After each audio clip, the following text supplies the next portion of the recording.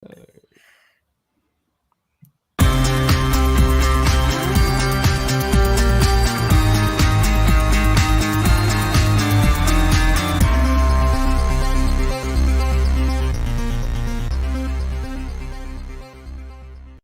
up, y'all? It's Michael Sean, and I know you want to be a podcaster.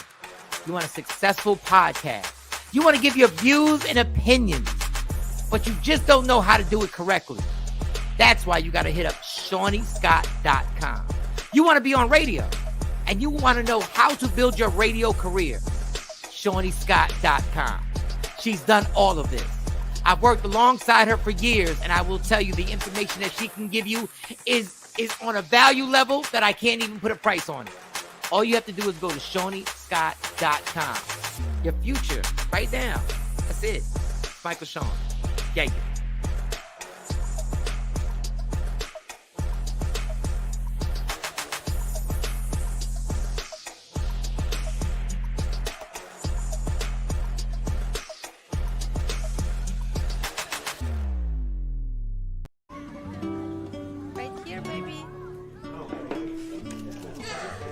The sooner you recognize the signs of autism, the sooner you can make a lifetime of difference for your child. Start by answering a few simple questions at screenforautism.org.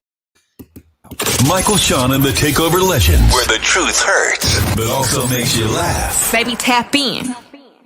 Tap, tap, tap in. Don't never stop if you want to be on top. Yeah. Low waist, fat, baby, tap in. Oh, I'm going to tap in for sure. Tap, tap, tap in. Yeah, we done made it to a Monday. Happy Monday to everybody. I hope everybody listening or watching had a great Easter weekend, the whole good stuff and everything like that. We'll talk about it. Jay Blizzy, how was your entire goddamn weekend, Jay? Entire weekend was great. I didn't realize spring break for kids were out. So, my son was home. Had a couple extra days off today. I did my landscaping every Sunday like I like to do. I did my landscaping journey, and it worked out much better this week. I took my allergy pill first. I had a system. I ate some food. I did it differently, and I had no issues. And I'm back to reconsidering doing the neighbors again. I'm back. Just gotta wear a mask. Yeah, well, I didn't do the mask. I don't know why you didn't do the mask, because that'll help you with your allergies. Even the landscaper people actually wear masks when they do it. They do it in the noise canceling headphones. And boom, boom, boom. Next thing you know, you're good. You're good. You're excellent, Mo. How was your weekend? How was your? You're back from vacation. Yeah, I'm back on the East Coast from Atlanta. I'm tired. Yeah. And it's cold as hell, and I don't want to be here. What? She don't want to be here? It's cold. You don't want to be here. I went from sundress weather to get me a goddamn North Face coat with my coat. Hoodies are back. Don't worry. We got a few more weeks. Usually we got a few more weeks before it clears up and then everything starts hitting them 70s again. And then, I do miss Texas being in the 90s at any day, any moment of the year. A 90 could pop up no matter what, just for no damn reason. You'd be like, oh God, put the AC on. This is terrible. I saw a lot of artists though out in the ATL. They just walk about like ain't nothing, like no big deal. But yeah, I'm cold, and I'm. It's not a happy Monday. I'm just. You alive, heifer? It's a happy Monday. You alive, heifer? I'm thankful for my life. Thank you. Yes, you are. On this side of the green, but I'm still cold. And you got your soldier over there in the other room. You're blessed. You're amazing. You're good. He walked out his room and looked at me like this some bullshit too. Yeah.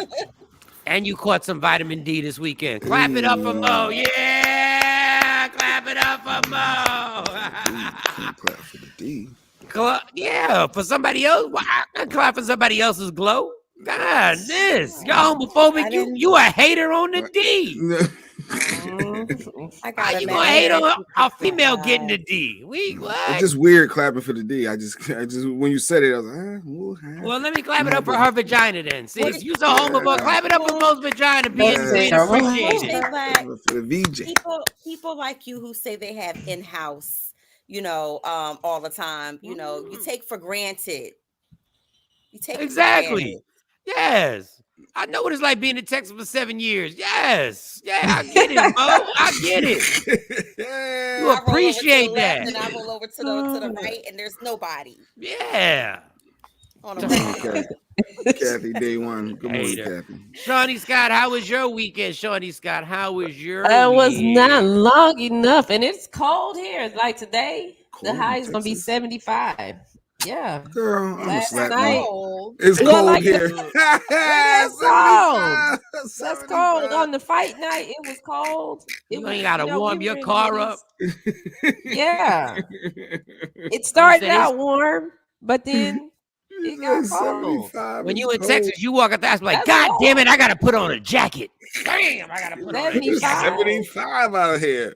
Somebody see my windbreaker. Damn it, no, That's my low. windbreaker at? It's 54 degrees right now. I can't even open my window like I want. Gracious. The hell is going on out here? Yeah, it's hoodie weather. Two things real quick before I forget, because y'all say things and then I forget. Number one, Shawnee, there's a commercial that we play, ShawneeScott.com. That's what it should say. But she has if you want to learn how to podcast, you want to do it, go to ShawneeScott.com. There's one picture you like, Tempest Bledsoe.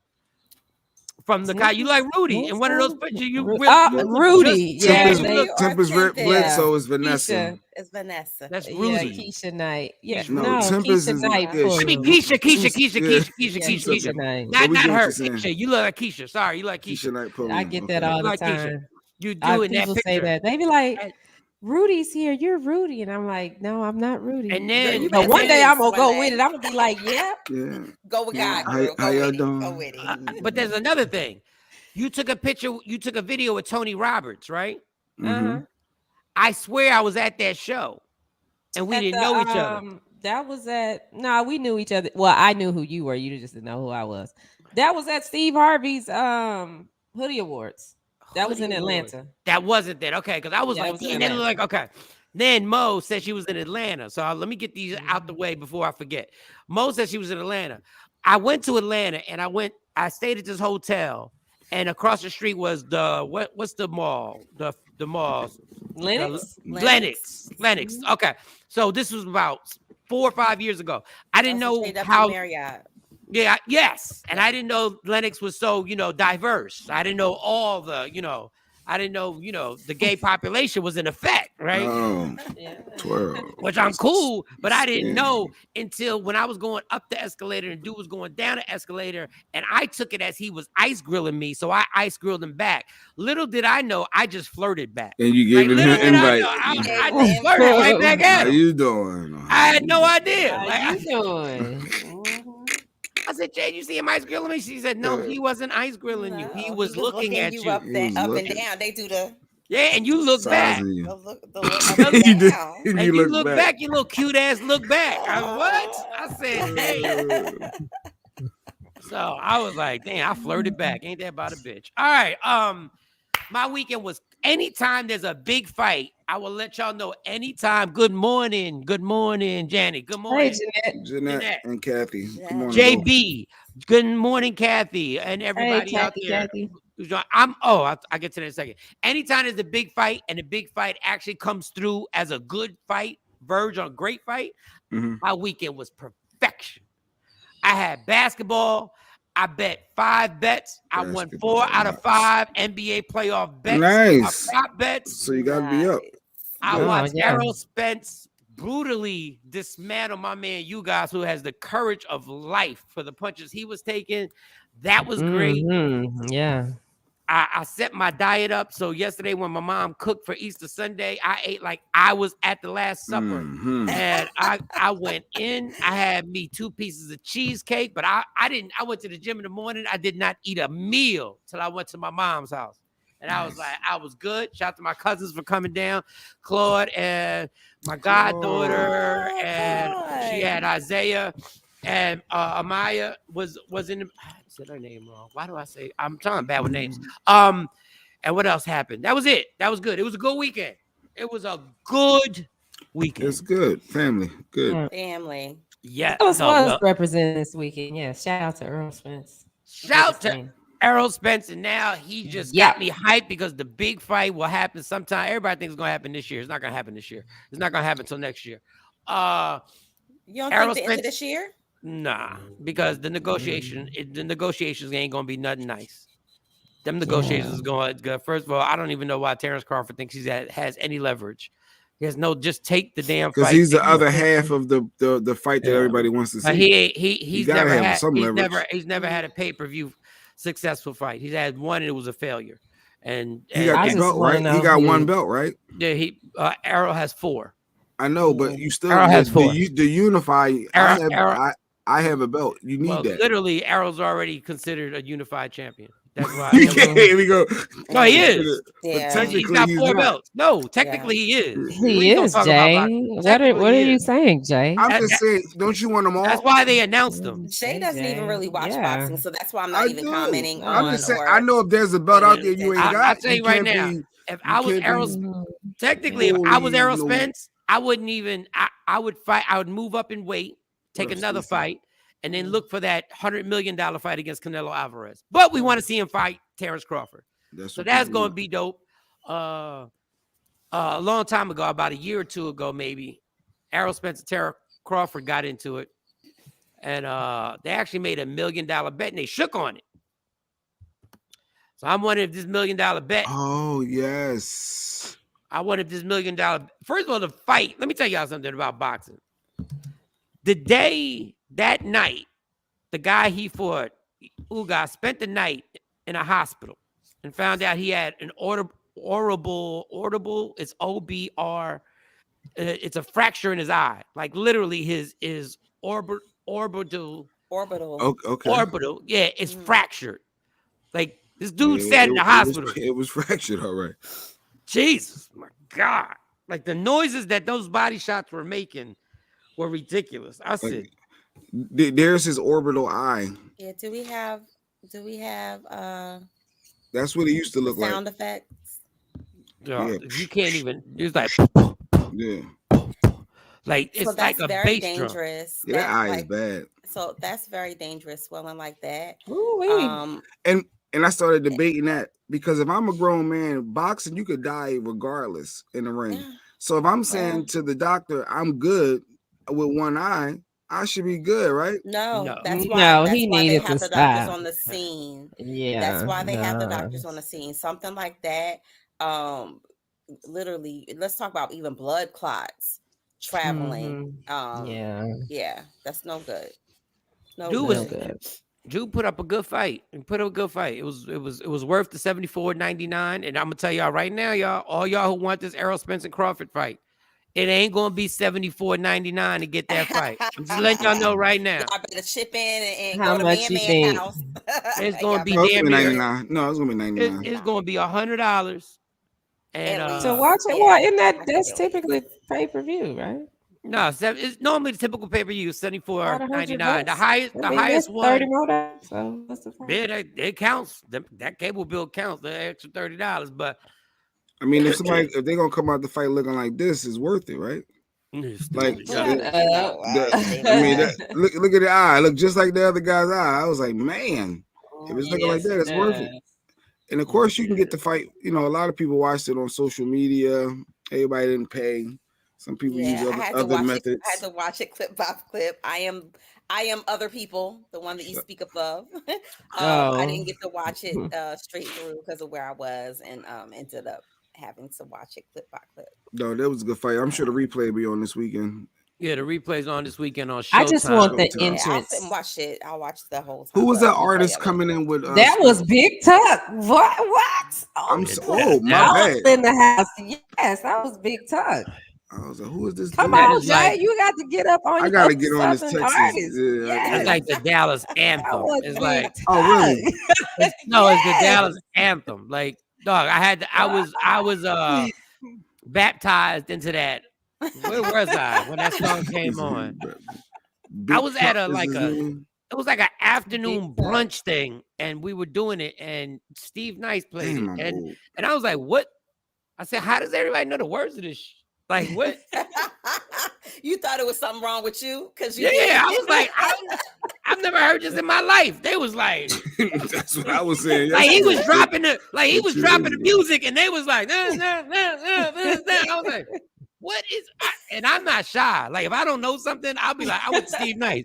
I was like, Steve, what the fuck is this? He was like, yo, this is an anthem, dog. And then he broke down the whole history, and I was like, oh, so this is like a LL Cool J. He said, yeah, basically, like, but not as old as LL Cool J, but he said, yeah. I was like, oh, yeah, it's big touch. Then I had to get introduced. On me, yeah. Who else was it? Fat Pimp and who else? Fat Pimp. I didn't see all that. I saw Big Tuck. No, not at the show. There's a bunch of. Anyway. Like I didn't see that. She said I can't say about it. Obviously, Yellow Beezy was there with him. He was in the back. He was back. He was in the back dressing room with him, the whole nine. And so it was dope. It was Dallas. I mean, listen, he got over 40,000 people to a fight. We were lit. Saturday night. 40,000 people, and them people didn't know who Ugas is, who's a good fighter. They didn't know. They just knew Errol Spence. That's it. Because that's the hometown guy. So yeah. So I didn't even know. If Spence had a fight somewhere in Atlantic City, I don't know if 40,000 would have came out. Oh, he's already done it. Interesting. Vegas. Errol Spence is the. What are you talking about, Jay? You try. This is the thing with you. If it ain't East Coast, then you think it's whack, sweetheart. It's a whole world out here. And Errol Spence spent time in the East Coast. I don't know why you need to Google Errol Spence. You need to Google him. I'm very familiar with him, but the Big Tuck, you apparently are not. You apparently are not. I know. You think he is minimized just to the DFW Metroplex? I don't even think he's worldwide. He is. No, I'm sure he is. Like that. And Errol Spence got a nice. I did. He got a nice line because Errol Spence is born family in Jamaica, lived in New York, but then was raised in the DFW. So he got a nice little line where he got it covered. And when you bring 44,000, I think it came close to 44,000 people out there, which is crazy. Which means they're probably going to have the Errol Spence Crawford fight in AT&T Stadium because you just make too much money. And Crawford is from, I forget where, but he might not. I guess that's his home. Yeah, Spence should have the hometown crowd. But that's why I thought that, I know you're saying it's not going to happen until next year. That's the only reason why I said you don't think it's going to happen like in November, December. No, because Spence got to recover. Since it's happened so early. Yeah, not Omaha. Crawford from Omaha. Yeah, he sells out fights in Omaha. That's it. He has fought in Omaha like 3 times. In Omaha. I mean, Spence number one has the next fight. You should fly here for it so you can get the real experience. You're not educated and you don't understand. I'm not educated. You don't understand the assignment, so you need to come be a part of this. So I think because the sound is so different for me. That's what's hard for me. It's not Jay-Z. No, and that's a Philly thing. That's a Philly thing, and I'm going to leave it there on the floor for you, J Black. That's a Philly thing. But the fight, it would be dope. And Mike has the connections with Spence as well. So, yeah. That'd be dope. No, nigga, buy a ticket. Go experience it. No, you need to experience it all. You need to go to Oak Cliff first, go to Wingfield, get you a burger, then, ride to the hood, then go to the game. Go to the fight. Yeah, then go to the after party in South Dallas. We all there. Go to the after party in South Dallas. I ain't gonna lie, watching that fight at AT&T Stadium was amazing. That's I was so jealous. I was like, I would have been there. Yeah, I'm so mad that I missed that. I'm definitely. I'm mad that I ain't even playing. I ain't even planning to get out there because that looked like it was crazy. But anyway, that was a great fight. And the reason why I say it's not going to happen to the end of the year, they got to negotiate it. Number 2, Spence's got to heal properly. And number 3, if Terrence Crawford's next fight is with Errol Spence, that means he would have had one of his longest layoffs out the ring. So he need a warm-up, tune-up fight between now and. His last fight was against who was it? Kyle Brooks, and that was during the pandemic when we was inside. Well, they put a bet up on it. Yeah, they put that $1 million bet. I want to see if they're gonna hold tight to it. Go, you can play it if you got the video. You can play it. Yeah. Quiet. Talk to me. Well, Don't tell talk your nigga to be him. quiet. Talk to me. Tell your nigga to be talk quiet. to me. Tell your nigga to be All right, quiet. now you talking to me. Tell your nigga to be Back quiet. to what we was talking about. Whatever. Try that body It shot don't matter. shit. I'm gonna stop you. Easy. I'm gonna stop you. Easy. That shit gonna be easy Hey, work. I'm I promise solid. you. I'm It don't solid matter. as a I'm rock. gonna knock you out, bro. On You that, getting hurt. that's fact. You got hurt by getting bored. That's fact. You got hurt by getting I bored. did. Yeah. You got hurt by And wait till Ocampo. you get a chance. You got hurt by Ocampo. When have I got hurt by Ocampo? And you got hurt Pull by that up. Kell Pull that Brook. up. Pull And that you up. got hurt by Kell Brook. When? Now We seen you get wobbly leg. We seen you get wobbly But then leg. what? We seen you. Huh, It don't after matter. that. It don't matter. After that. Wait till I hit you. Wait till I hit you. Sorry. You gonna look like Benavidez. You. Yeah, one leg. You gonna look like Yeah, him with one leg. Yeah, one leg. I'm gonna make one you leg. do the stanky leg. What you want to bet on that?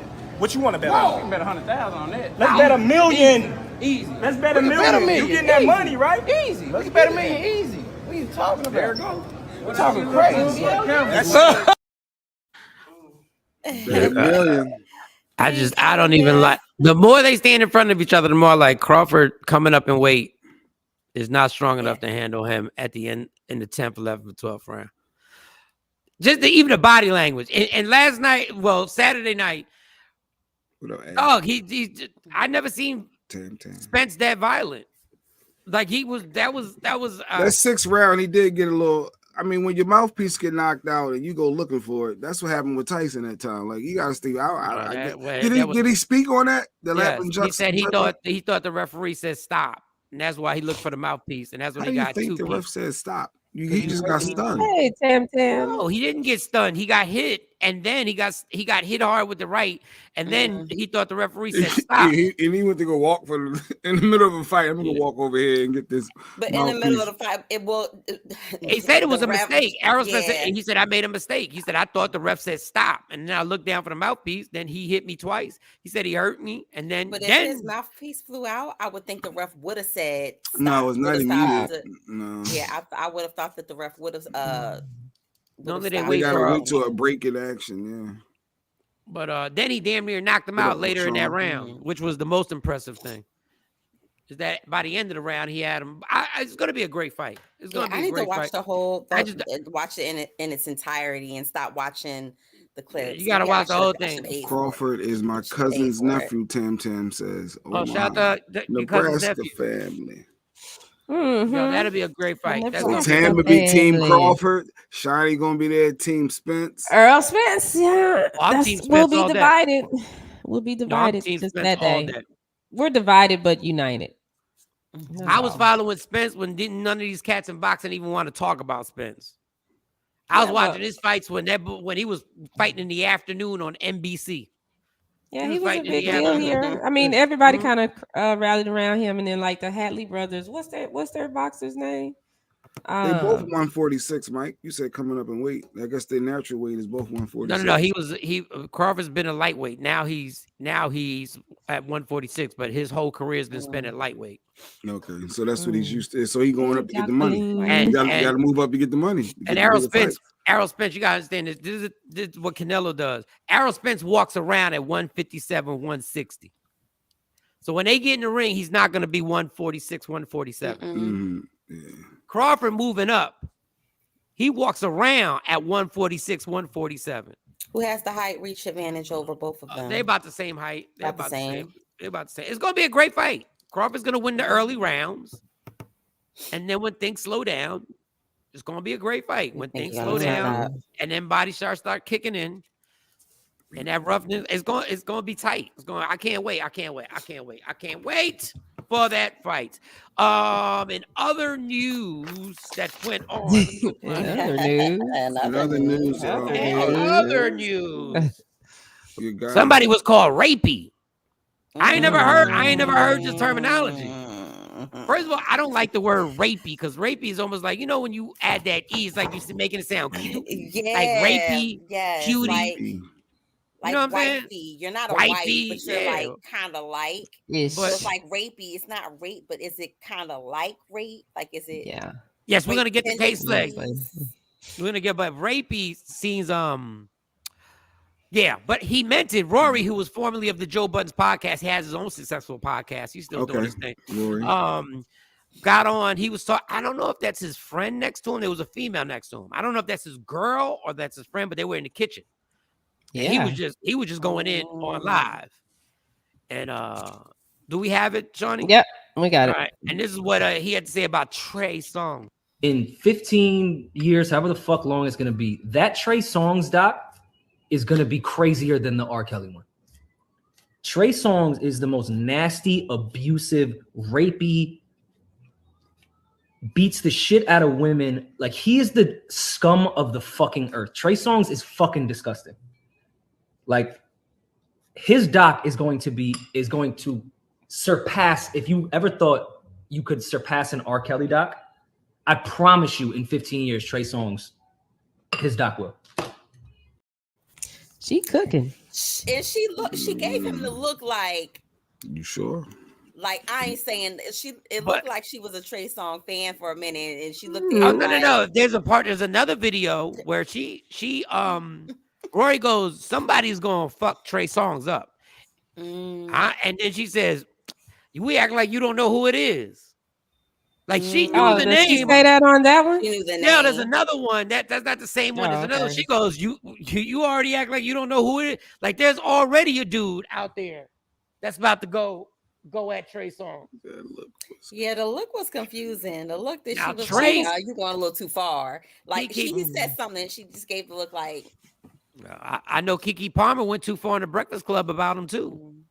Well, why did she go too far? No. I don't mean too far like that. I mean, I was just saying, yeah, it came out the wrong way. He told. Yeah. If you think Rory went too far, then Keke got some stuff out on him too.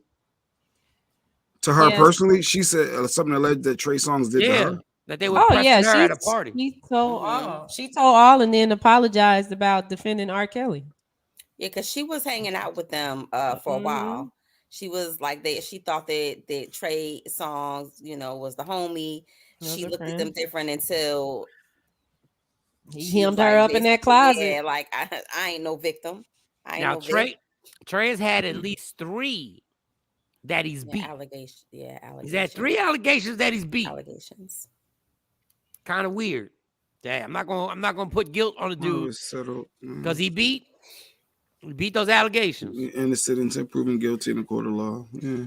Now, when this white dude comes out, when this white dude comes out and says something like that, and is that bold to say it, and says, "I know the women," it's like he knows something that we don't know, and they ain't liars, and he's willing to put it out there and say, "Go ahead, Trey, put your lawyers on me." Basically, that's what he's saying. Put your lawyers on me. Because I'll get him to spit that truth. So does Trey maybe have if true, just be like have a problem and need like help? Hell like yes, it could be like that problem. sickness. No, don't start with the sickness. don't start with the sickness. Do not start with the sickness. No, any man, any boy. And the thing that gets me with this is that like these boys, men are so protected by the system, by people, and then when someone is bold enough to come out and say something, then all these excuses are made. Well, maybe it's this. No, the point is the motherfucker put his hands on me and something needs to be done. Point blank, period. Not they sick, not they need help, they need their ass locked up, period. That's it, because that's the only way they're going to learn. With whoever Trey jumped on that first time, they should have called the police and had his ass locked up. Period. Well, and I made that mistake of being in a situation like that and not having a nigga locked up, and then shit go sideways. And it's just a slap on the wrist when they get off and nothing is done immediately. No, Trey ain't sick. He know what he doing. I'm just saying if he's never been proven guilty, good morning, Amir. It's just weird to say. It don't matter if he been proved guilty. Enough people have said to where it's smoke is fire. Nah, all these women ain't just lying on him. No, he has been in the news and had several allegations against him, and they all are pretty much saying the same thing, including Keke Palmer. So let's see where this goes. But to say that it's going to be harder or deeper than the R. Kelly documentary, that's major. So he's saying Trey out here peeing on young girls. Like what could be peeing? What could Trey Songz be doing? Let's that's remember worse than something. R. Kelly? The thing that was bad about R. Kelly was the age factor. And the peeing was weird for a lot of people too. The pee. There's tons of people peeing on people every day, y'all. People peeing on people every day. Right We should not be laughing. Yeah, it's people right now in the shower people before they go to work. It's not Vita, bad. remember Vita Loca came on here, and she was talking about that, how she enjoy it. She enjoyed peeing on people. So it's not that somebody is not a crime. Remember that? Biggie said after I shits on a bitch. Right. Like, come on, like we ain't worried about that. Right. The each his own. But I think that's big. That's now big. he manipulated those young girls and everything like that, but in a technical sense, that was consensual. Now this rapey thing, the kidnapping wasn't. Yeah, I'm not because when you're talking about he didn't go to jail for that. Consensual, but when he didn't go to jail for kidnapping. They stayed. When you talk about when you're talking about non-consensual sex, that is rape. I don't care if we in the bed and we got our clothes off, and then I say, you know what? No, I don't want to do this anymore, and you still do it. That's rape. But he said worse than R. Kelly. That's what I said. That's I would. No, it's called beating chicks. That's what it's called. It's called being physically there? Abusive to the women. It's called beating them and raping them. I don't see either one being worse than the other. To me, it's all the same. It's all the same. These dudes got slaps on the wrist in the beginning. They still have people supporting them, and no one will just go all the way in. No, it's messed up. Underage is it's worse. Messed up. Underage, the 21 and over, whatever the case may be.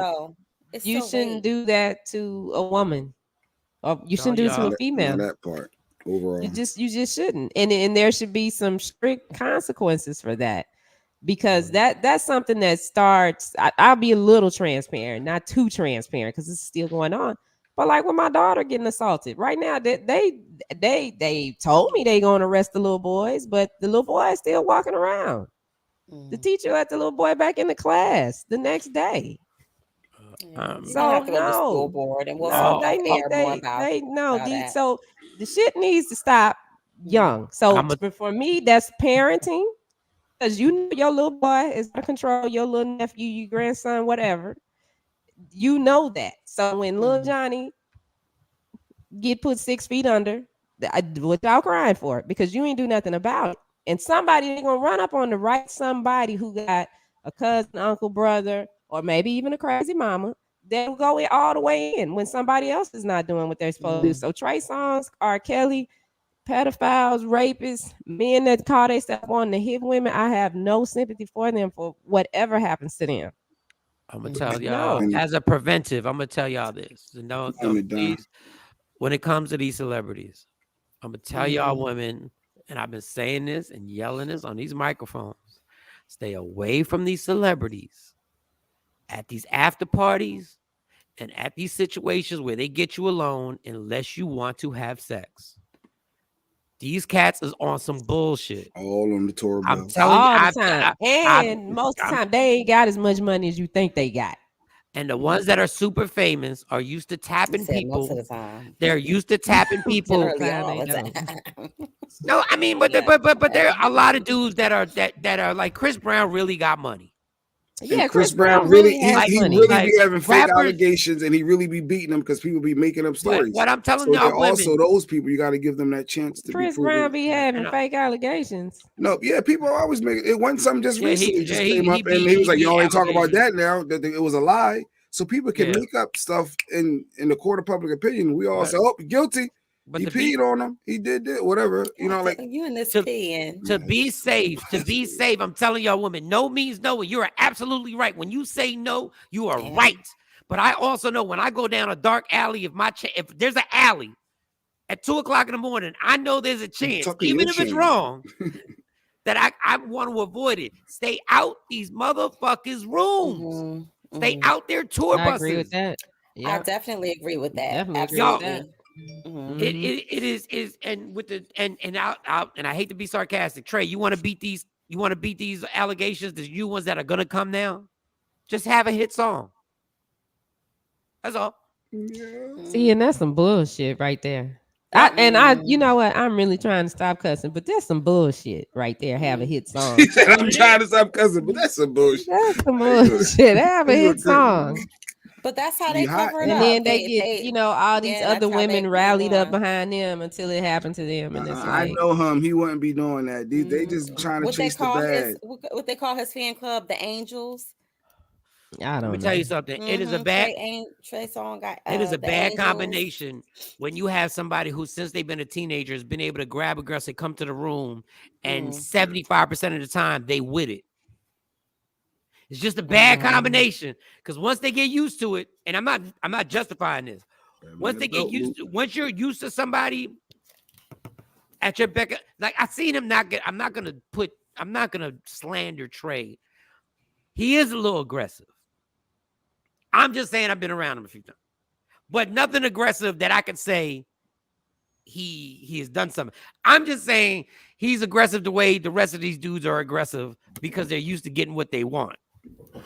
And I've seen him get shut down. I've seen him get shut down thoroughly. Sean Westbrook, what up? So this I got a funny feeling. This dude saying this reminds me of the comedian.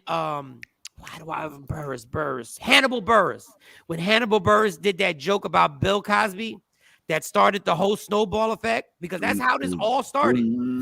Hannibal Burris did a set and talked about Bill. Put your Jello pudding pop in my that one. And no, he was like, and then he said, "Oh, y'all trying to criticize me, and y'all the ones supporting a rapist." And that's when he brought up the Bill Cosby thing. To me, this is the tip of the iceberg. This white boy said that he knew what he was doing. So clearly, clearly he has more from somebody, like some concrete evidence for him to have that.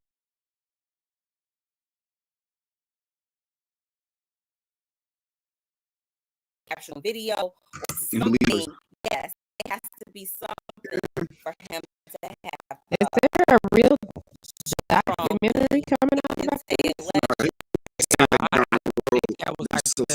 Down the road is going to be there. You're right though, because if Mo says something to us, Michael Shani, and we're going to believe them because we know the world might say, "Oh, there's another chick trying to chase it back." But us, no. If Shani said this happened, it's creepy that. We know for facts. Yeah. What we're gonna do is we're going to ask, because you know what? She can't listen. I ain't never lied. I know you know. I had one incident, and that was with Fat Boy. And that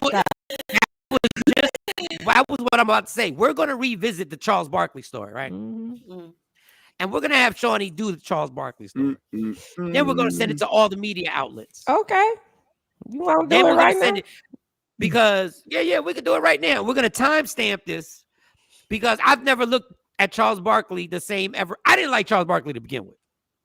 I didn't like Charles Barkley to begin with. I had a little run-in where I was funnier than Charles Barkley, and the people around the table laughed at him. But that's neither here nor there. It was after a Sixers game, and I was back with her. But because Shawnee's the perfect example. I 1000% believe every word that came out of Shawnee's mouth when she talked about Charles Barkley. The same way Rory feels like the women that he has these stories from, he's like, I 1000% believe him. So Shawnee Scott was a reporter. She was following the Dallas Mavericks, and was it all Dallas sports, or was it just the Dallas Mavericks you were following? Just basketball, NBA. So you were following the NBA, so you had the media pass, you were a journalist, and you were in the locker room of the visiting Phoenix Suns. Was he with the Suns at the time, or was he with the Sixers? No, he was with Phoenix, I believe. All right, so he's with Phoenix, and you take it from there. It is 39 minutes and 14 seconds, so we can have the timestamp in this. So your experience with Charles Barkley went like this. Like, how'd it go? So at that time in the 90s, we had to go in the locker room right after the game. So since Barkley was there, he's the biggest star. So everybody got to get a story from him. So we went to the visitors locker room first. And he was actually sitting down talking to somebody else. And I was speaking to someone else at the time because I was waiting for them to clear out so I could get what I needed. In the middle of talking to these other reporters, he got up. He came over to me where I was and decided that he just wanted to take his big old hands and just shove me, just like push me for no reason. I ain't said nothing to him. And he was like, so I guess you gonna sue me now. And I was like, nah, I'm not gonna sue you because you're not even worth it. You're not even worth it. What questions you got for me? I don't have nothing to ask you now. And I just went on and exited out. But after that, how forceful was the shove? I ain't fall on the ground, but it was forceful enough. It was something that I was the only female in there. All the other male reporters saw this, and I was the youngest person in there because I was all of 19, 20. I wasn't even 21. They all saw it, and the guy that kind of, I guess he was like a big brother to me, Mark Stein from the Morning News. Oh wow, he wasn't there that day. I can't remember what was going on, why Mark wasn't there, but that was the one day that he wasn't there with me. And when I exited the locker room, all the other male reporters exited the locker room, and they were like, do you mind if we do a story on what happened? And I said, nah, because y'all ain't say nothing. If somebody would have stood up for me against this big man, then I would. But no, you can't write a story about it. We're not going to even talk about it. And if you bring it up, I'm going to sue y'all. I'm going to say it didn't happen because y'all ain't stand up for me. Yeah, but Shawnee, I'd be so mad at you. No. Sometimes you you don't know. You do not get to get your shine off me, and you did not have my back. All right, stop the timestamp right here. Let me tell you why you're wrong. You spite yourself. The only way that man can get punished is by what? By them reporting what happened. It needs to come out. Well, yeah, okay. Well, years now, I know that, but at the time when it's happening, it's like because So I get it. No, I understand why you're mad for a story. Yeah. So if anybody gonna write the story, I'm gonna write the story. But no, my attitude was. But they're your witnesses, and they witnessed it. They saw it. Okay. They validating was there something else that happened after that? Because you were about to go into something. No, I mean, but Barkley was known for doing that to women in the locker room because, like, the chick from Houston, it's a white girl. She used to wear these little skirts, when the shoulder pads and the little skirts were in. Right. And he would walk up to her and just slap her on the back of her leg for no reason. Just Charles Barkley. She's standing there doing her job. Yeah, and he pop. Nobody say nothing. She be shocked. It's. And now he's Mr. Lovable. He's Mr. Lovable fat dude that everybody loves, and now everything is Charles Barkley. They have the greatest pregame and postgame and on TNT, and everybody loves Charles. Fat ass. I hope I'm not gonna say what I'm going to say. Good morning, Flo. I'm not gonna say that, but no, he's a jerk. He's a straight asshole. He was one of the ones that made my job the worst for me. So no, but at that time, I didn't understand the importance of reporting it. But I wasn't gonna let them men report my story for me, and they ain't stand up for me. But at 19 or 20 years old, and especially being in journalism or any type of mass media, you in the back of your mind, you already know if you say something in a world full of men, it's always either you're exaggerating or they discredit. You took it the wrong way. He was just playing with you. He was treating you like you were one of the guys, like everybody else in the locker room. I ain't got no penis. So many excuses. It is. And I even honestly, even how I got in radio, I got the company felt pressured to give me the intern because the program director was calling me in the middle of the night trying to get me to go out with him. And I called my mama. I said, this Call man, my mama. he calling me, and he left these messages on my answering machine. Trying to holler. And I did that, and even though that was my start at KBSP, it was hard because after that, once I did that, because it was other females that he was messing with that didn't say nothing. But anytime I had to be around a guy, I'm not looking at you. Oh, I'm just trying to, and I'm not exaggerating. And it was the most frustrating thing because it's like, because this nigga tried to holler at me, y'all gonna treat me like this? If you ain't doing nothing to me, then what's the problem? Yeah. But it's crazy how women have the fear of getting blackballed in the business. And I just spoke about this past weekend when I was sharing one of my experiences in radio. And I'm like, why is it that you have to make the choice to say something about somebody violating you or physically being out of bounds with you for, you got to make the choice of either you tell or you stay silent about it because you don't want to be blackballed. And you figure out how to deal with it. That's how this game is. Yeah. Because it's another radio company I was blackballed in, could not get a promotion. They kept me at part-time because I wouldn't sleep with both of the program directors or deal with their advances. I wouldn't do cocaine with one of them, and I wouldn't wear booty shorts and a crop top. I was going to ask you, what do you be wearing? Like, what? No, it doesn't matter what she wears. Don't stir my goddamn oatmeal this morning. Don't fuck with my Jay want to get it stirred up. It's Monday. My kids are at home, so they are out of school, so it's a good day, Jay. You want to play today? I'm trying today, Jay. But today I got time. I can play with you.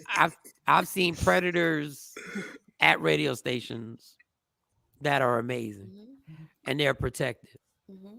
I was warned about this one particular person that I had this encounter with. I was warned when I started my internship that this person likes interns.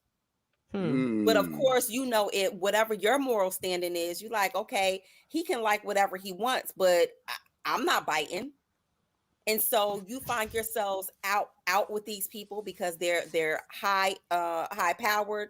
You find yourself out at business lunches. You find yourself out at different offsite events, and things happen. And then as an impressionable young lady, you're like, okay, I want a career, but can I tell on this person because they're so influential or they have so much power in the game? They could basically, it's your word against theirs. And this person had a history of even to the point of marrying one of the interns that he messed around with during that time. So it was love. Had a history. Shut up, Jay.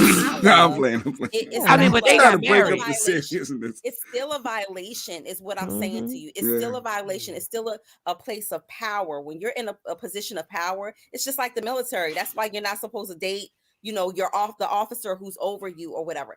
It's a person of power. When you are in an internship, you are there to learn.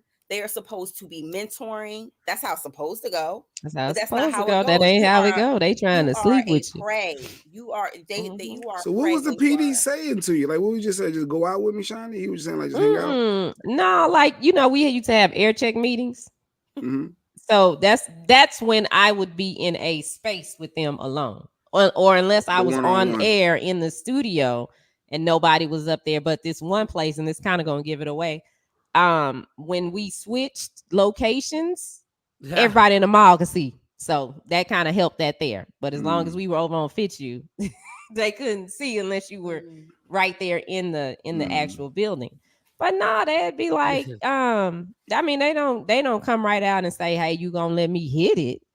But it's the talking up under your dress or trying to, touch you. That's why I don't like people hugging me. Because, the dude to hug you and let his hand slip. And see, that's a problem. And I'm, little Keystone Pokish, so I'm gonna hit you. It's gonna get physical real quick because I don't appreciate that. No, life at a radio station in the 90s. I look back at it now, what was going on in it. Now, listen, man, I done did some shit in my life. So I'm not throwing rocks at anybody. I never slept with an intern. I never hollered at an intern. Like, But I'm thinking of every woman that every work. Like I had a gang of interns from Temple, and I never. But your personality, right, Mike? Yeah, you not the ops manager. No. What I'm saying is, on the other side of the you table, ain't the ops. No. On the other side of the table. But trust me, there are tons of radio personalities that take that to their advantage. Well, yeah, I agree with that. I have seen that. To it all. If you're a star on a radio station, it's as bad trying to get somebody who's getting ratings off the air for doing. For you, you get panties thrown at you, like you. But I never like. I don't know. I don't know why. I never like. It's the same concept for Trey Songz that Rory was talking about, though. I'm sure they're throwing him at Trey too. But that is what any rape culture is not about how much you get and how much can be thrown at you. It's about control and impulses. That's what that is. That's about a control thing. So yeah. I tell young ladies that want to come in the business, like young ladies that come to me and they get mad when I say this to them. They get mad. I said, let me tell you something. It's three things that the man want that you're working up under. These men either want to fuck you, they either want to fuck over you, or either they want to get you the fuck out of the way. And you got to remember that when you're navigating through this and be able to work around. Discouraging people, though. But that's the truth. But that's the truth. And I wish somebody would have pulled me to the side and told me that, because then if I knew that was the play, when I had to deal with Charles Barkley in the locker room, I would have known what to do. When I had to deal with these PDs, I would have known what to do. Now, fortunately, I was in the military at the time, so the military got on the company.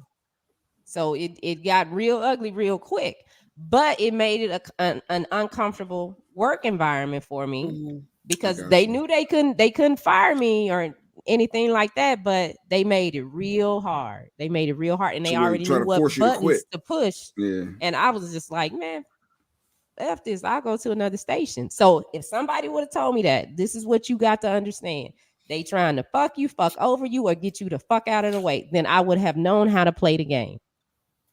It took me 16 years to figure that out. Yeah. Well, that's why inner office romances, everybody's scared to death to say anything because guys abused it. Like I have no problem with two people who work together being interested in each other and going the proper way. But, and a lot of y'all lames in the business wasn't getting no ass before you got that position. Yeah. So then y'all jump in. Then y'all jump in there and y'all got some power and y'all been herbs all your lives. So now y'all want to use this position to literally get some ass. And I'm like, all right, you're a cornball. You're a cornball. Y'all got some tickets to give away. Y'all got tickets. Y'all got t-shirts. Yeah, I got tickets. A decade ago, Trendsetter said a decade ago, broad reports of shocking harassment behavior was the subject of stories about the Sam Zell takeover of Tribune Broadcasting.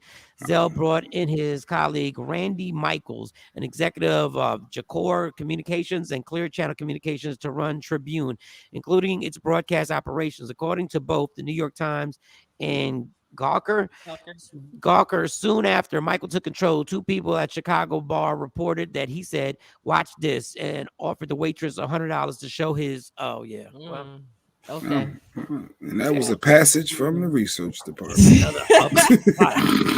From the research department. Why did he push you, Shani? Why did he push? Did anything lead up to it? He's just a jerk. No, he was just sitting there minding his business. I was minding my business. He was talking to who he talked to, but when he saw y'all have to understand, it's not like now what y'all see as a press conference where they come out dressed and you're all sitting there and it's people get to ask that question. That ain't what it was. We had to go straight. When the players walked off the court, we walked right behind them. We walked right behind them. Right in the locker room. They would go straight to bucket the shower. Naked and all. Yeah. And if there was a female in there, and this happened when I started showing up there.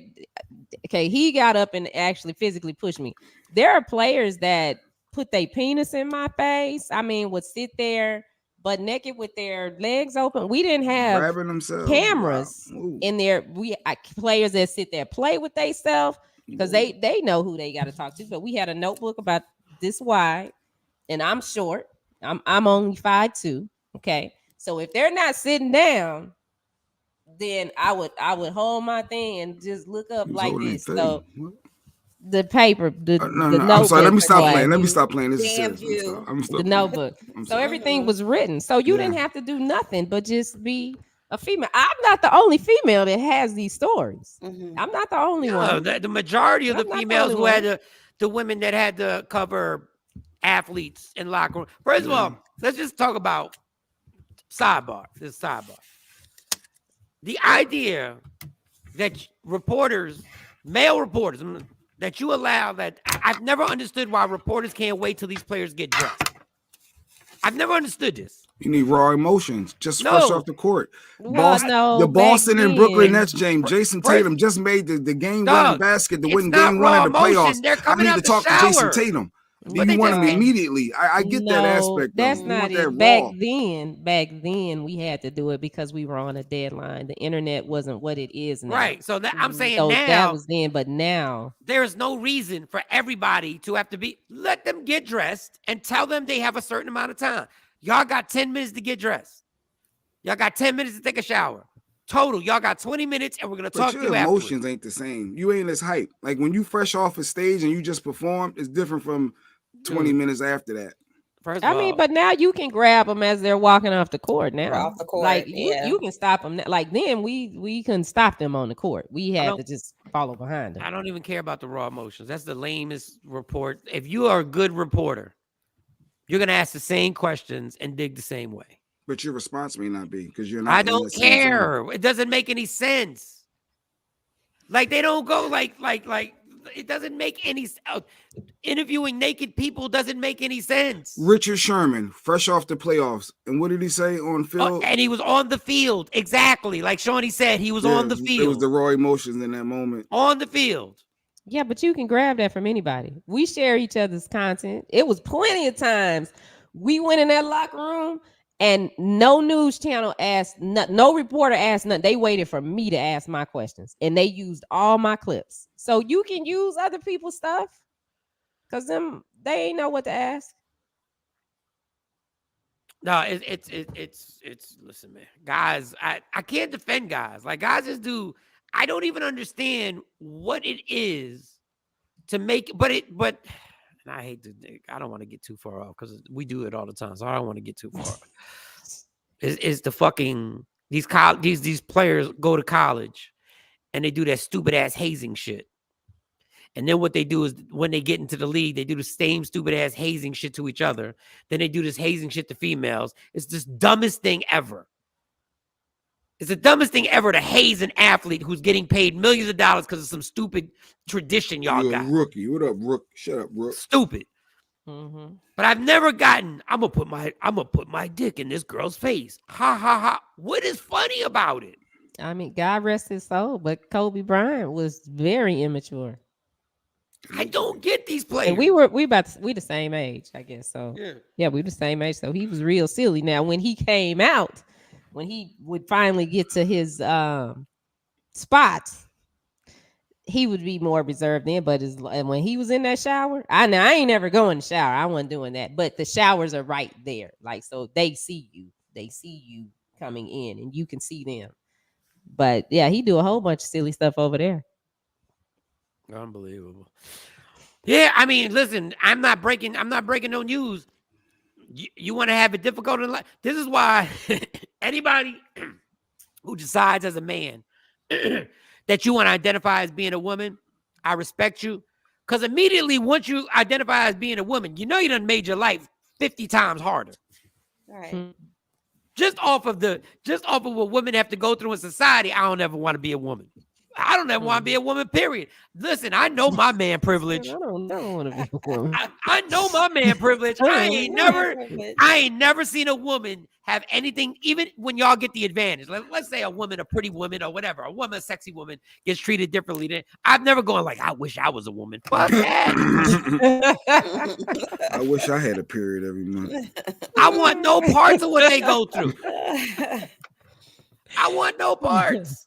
Y'all good. Y'all like nah. Jay, this is definitely the rough side of the mountain. You right. You don't want nothing. You don't want I ain't got nothing to do with that.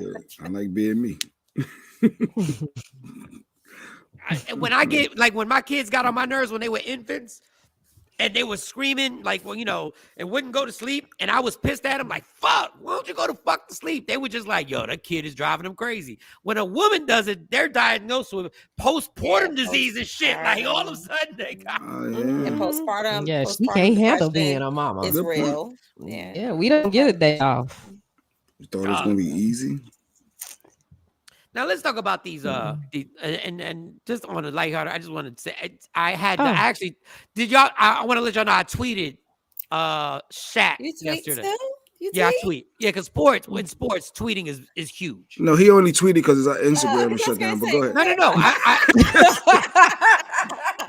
I gotta get right I gotta get to that. Don't spoil it. I gotta get to that. But no. Every sports reporter, Skip Bayless, Stephen A. Smith, all them dudes is on Twitter heavy.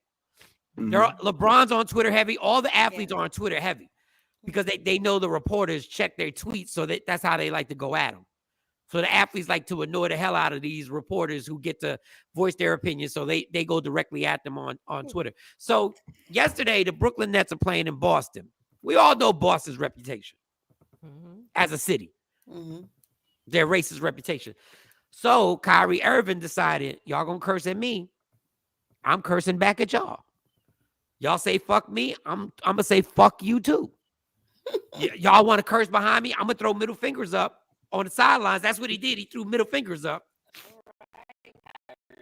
So, and then he's leaving the locker. He's awkward.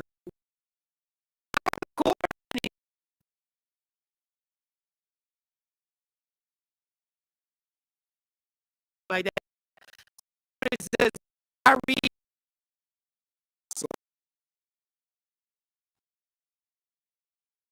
Said, get it.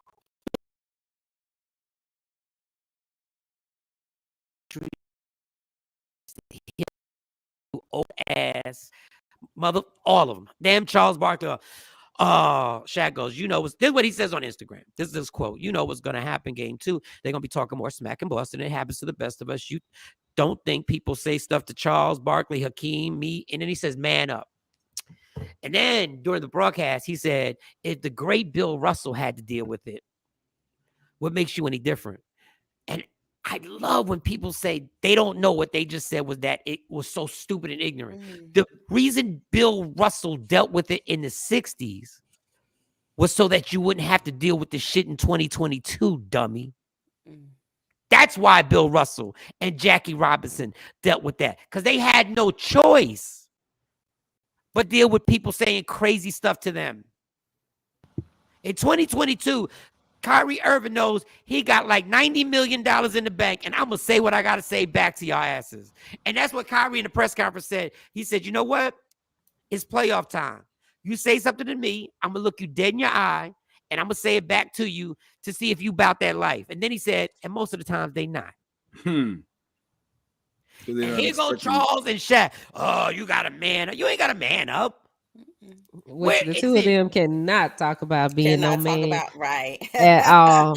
Why weren't y'all manning up in the 90s? Why weren't y'all being a man when we were in a professional environment? So they basically just want them just to ignore it and just keep it moving. That's a whole nother bag. That's a whole nother bag. They consider that conduct unbecoming of a player. And I'm like, in 2022, no, that man is on the court working hard, and yes, now I'm on the court and still talk to me. Yes, I won't say that.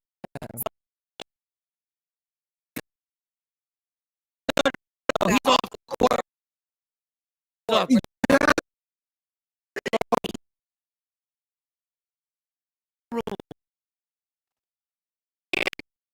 Let somebody saw the whole thing. It's crazy that you train nowhere in the contract in their employment, does it say somebody can curse at me? Nobody can curse at me in the job at the radio station. And this is not a listener could. So you had a live event and you just leave it in your the live broadcast and I get to your car. Yo, Mike, you suck. And I can say, fuck you. Fuck you. Fuck you. You can sing the song. Fuck you. Yes. Sing the song. Then they report you, but you representing the station. You representing if somebody curses at me, I'm cursing back. As an athlete on that court. I want to know, when did y'all black athletes in the 90s go like, yeah, I'm just going to let them say instead of old dude. My man, Isaiah Thomas, the little dude, went up in that and said, "You're not gonna say that about a family member." No, you don't get it right. Westbrook, as of late, threw popcorn on them from the stands, or threw food on them, or something from the stands. So Jay Black, you think and the malice in the palace. So you think they all went off. that that's okay? Like, you think that just because they're an athlete, they have to take it? Okay, this is the part you have to take. If they boo you, they boo you. If they're not cursing at you, like Westbrook is a bad example. That's why I never bring Russell Westbrook. I don't bring him up ever. Because if they call you LeBrick and you've been LeBricking, don't mess with my name. Don't mess with these shots. How about that? Don't mess with these shots. You've been LeBricking? No, I'm just saying, when you start cursing at people. Yes. This is what I'm saying. Like, we literally, like, it's so funny how adults never act like adults. If you got kids there and you saying, well, I can say it here, motherfucker, you suck. I hope you die, motherfucker. Dog, my kid is here. Like, why can't adults think when they go to a game that it's okay to say whatever they want? But they talk like that at home. So for them, it's normal. They think it's okay for them to say what they want and do what they want. Because I don't think that as an athlete, I don't think that I could walk past and have a fan throw a coach regular, and somebody do something on you. That's assault. If it is disrespectful. It's so disrespectful. That's like, you suck. Come off of that game, and you're mad to just Kawhi lost and LeBron missed that game when he shot it. Y'all let this happen. I can see the raw emotions of a fan. A fan is invested. A fan feels like we are part of a squad. You pay $79. They got feelings too. First of all, the problem. This is the problem. I help pay that. This is the problem. Your team won, and you're still harassing somebody out the court behind the stands when he's on his way to the locker room. Well, who was the fan? Was it a fan of the Nets that said, no, you it suck? don't matter. You suck is so generic. You suck. Like, that's so generic. The man is walking to the locker room, and somebody who's not supposed to be back there yells out, "You suck, Kyrie." Well, suck. How you know he's not supposed to be there? And if he is, he should be fired. No. Yes. Yes, you should be fired. Even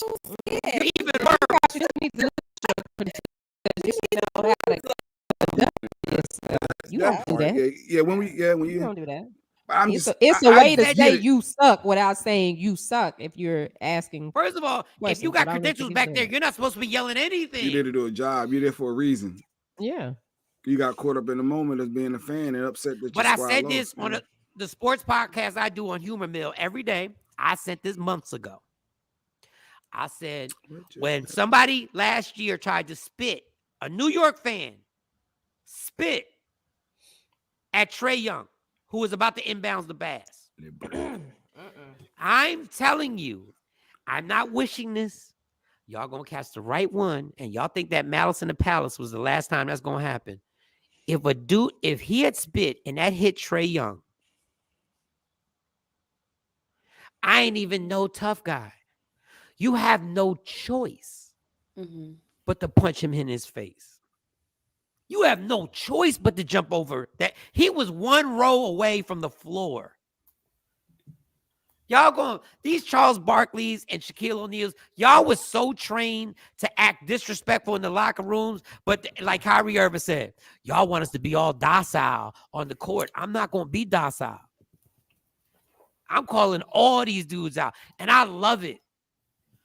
Because ain't nothing like a white dude standing behind you. It just gives me flashbacks. It's fucking like, it just reverses everything back to what it is. The black guy's performing for the white dude, and he thinks he can say whatever the hell he wants to him. You're my little clown. Game. I can do whatever I want to you. I brought tickets to pay to watch you. I could spit on you. I could throw food at you. I'm a season ticket holder. I could do all of these things. Oh, it's going to turn into something. Now look. Did I want Ron Artest to go in that crowd? No, I didn't, because I knew it was going to be all bad. It was going to be Michael Jackson bad. When Steven Jackson went there, I already knew. We were at the conference, I don't even think Jay remembers. He was literally watching. I said, this is bad. I said, what they about to do, y'all, is going to be, and I'm talking about, look. And the league, in fact, Kyrie for cursing back. It was all. And if they go and try to do something like that, he probably gladly write the check and then probably say something. During the game. And all of a sudden, you know what's funny? All of a sudden, I gotta go get Brooklyn Nets jersey. I've always liked Kyrie. I've always liked. Yeah. He still can't play at home, right? Because of the COVID. Oh, he played on me. Girls started playing basketball. That was their first pair of shoes. The Kyrie. So I'm a fan now. I'm a fan of the damn vaccination. I'm vaccinated.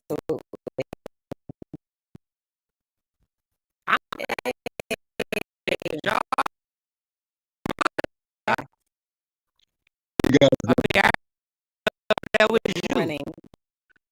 Yes, I'm back looking like me, Mike. So, all of the, quick for a little bit. First of all, Leon Alley, I've been a former professional basketball player. There is a lot of things that are, said to these athletes and done to these athletes that people seem to think, is okay. And the reality of it all is, and I say this about everything, in and including what you guys do. We human beings first. Forget all of this is my, because people kill me with that. You're a public figure and it's your job. No, I'm a human being first. Before we get to what my job is, before we get to the fact that I do something that is in the public eye, I'm a human being first. And because I'm a human being first, that means I respond just like other human beings do. So when people say things that are out of line, when people do things that are out of line, and then, try to justify it with well, you asked for it. No, I didn't ask for that. I didn't ask for that. I asked to do my job, which I do extremely well, depending on what that job is. And I take my job seriously. And I appreciate the fact that the public at large appreciates what I do. But that does not give us carte blanche to then act crazy, say wild things to these people, and or treat them like they're not human beings. Because like I said, first and foremost, they're human beings. The other thing that I'll say is I'm saddened, but I kind of understand, and I'm thinking that because you guys have been in media and you understand the game, it does sadden me to see that once some of the former athletes get in certain spaces, they get into this weird thing where they don't tell the truth. That bothers the hell out of me. That bothers the hell out of me. Like y'all have no idea how much that saddens me, because I'm like much like y'all, and especially in the 90s. I knew a lot of these players, personally, and was around a lot of them. And you're right, they were jerks and, did all kind of interesting things. So now for you to get on TV and all of a sudden you holier than thou and, you better than everybody. Look, first of all, yes, you're older and you're smarter now, and you hopefully have gotten some a sense of yourself, and, you know better, so you do better. But also we got to sometimes take into consideration a lot of the players who we are criticizing and some of the entertainers who we're criticizing are children. Look, everybody's going to say that's not an excuse. It is an excuse in this regard. It takes all of us sometimes to find ourselves and to understand who we are and what we're about and all that stuff. And so that's not excusing what young people are doing. What I'm saying is, when you're thrust into a situation where now you are asked to be an adult, and technically in your mind and in your spirit, you're still a child. That's a lot to be asked to do. As I watched the playoffs yesterday, and I know Mike and them would talk about this probably a little more extensively, like you said on the show later, you know, some of these kids are 25, 24, 21, 23. 20, yeah. Yeah, I'm trying to think of myself when I was that same age and how immature I probably was and some of the stupid things that I probably did. Thankfully, like you said, we didn't have the internet. And we didn't have cameras, you know, camera phones and all the stuff that we have now. Because if you remember, we had them stupid things, you know, cameras that you had to hold over your shoulder and, you know, and all that stuff to film things. If we had the internet and we had Instagram and we had Twitter, Michael Jordan would not be revered by America. Thank you, Mike. And that's all I'm saying. So I don't. Yeah, if they wouldn't. Saw I'm the telling most notorious asshole in sports. Ask any, you know how many fans of Michael Jordan fans will tell you what an asshole this man was in public in real life. And the thing is, like I said, I'm not always sure it's it's an asshole kind of thing so much as just maybe not understanding the power of the position that these people are in at the time when these things are going on. And like I said, the best way that I could explain that is, you know, a quick story. Like I said, me and my brother, we were young kids. We were in Macy's in 34th Street here in New York City. And we saw Moses Malone in the cosmetics section. And this was before we even thought about playing basketball and all that stuff. We were just little kids. And Malik, you know, was more into basketball than I was. He was like, "Oh, snap, that's Moses Malone." And we ran over there, you know, "Oh, snap, hey, Moses, you know, whatever." And he hit us with the hand out, "I don't do autographs." And I never forget the look on my brother's face because he was crushed behind it. Like, "Yo, what you mean you don't do autographs?" But I did at the time. Like I said, I didn't think about it until I was much older. And then I, you know, thought to myself, maybe it was just a bad moment. Maybe, you know, whatever. And maybe he could have just been being a jerk. But I do realize this. These people sometimes when they're out and about, maybe they're trying to just enjoy life the same way we would. And sometimes we don't necessarily think about that because we're having our own selfish moment. I want them to be this. You know? I get enjoying life. I get enjoying life. Charles Barkley was an asshole on the court.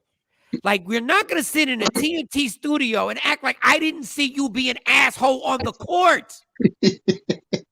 Shaq, you were one of the most selfish son of a bitches. You flew in. And you flew in from wherever you were at in the middle of an Orlando Magic game. You came in halfway through the game and sat on the bench and forced your way back into the game because you knew there was nothing that coach could do. There was no way he could, even though you was late to the fucking game. All y'all players in the 90s sit up there in front of these microphones now and play holier than thou. Are you kidding me? Yeah. I watched y'all be dickheads on the court. What y'all jealous of, what y'all are jealous of, this is what y'all, the Barkleys and all these dudes are jealous of. That these players actually flex their fucking power. Yes. They flex their power. When they're done playing with a team, they tell the owner, "I'm out. Now move me." And they have to do it. And you know what y'all do?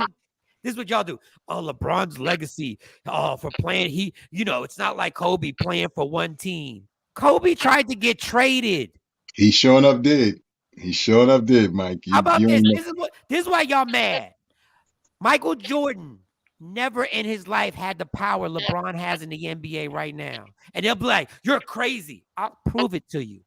After Michael Jordan won his third championship for the second time, they broke his fucking team up. They broke a championship team up. And there was nothing Michael Jordan could do about it. Wouldn't nobody dare do that shit to LeBron. Nobody would dare tell LeBron, "I'm doing this" in his prime.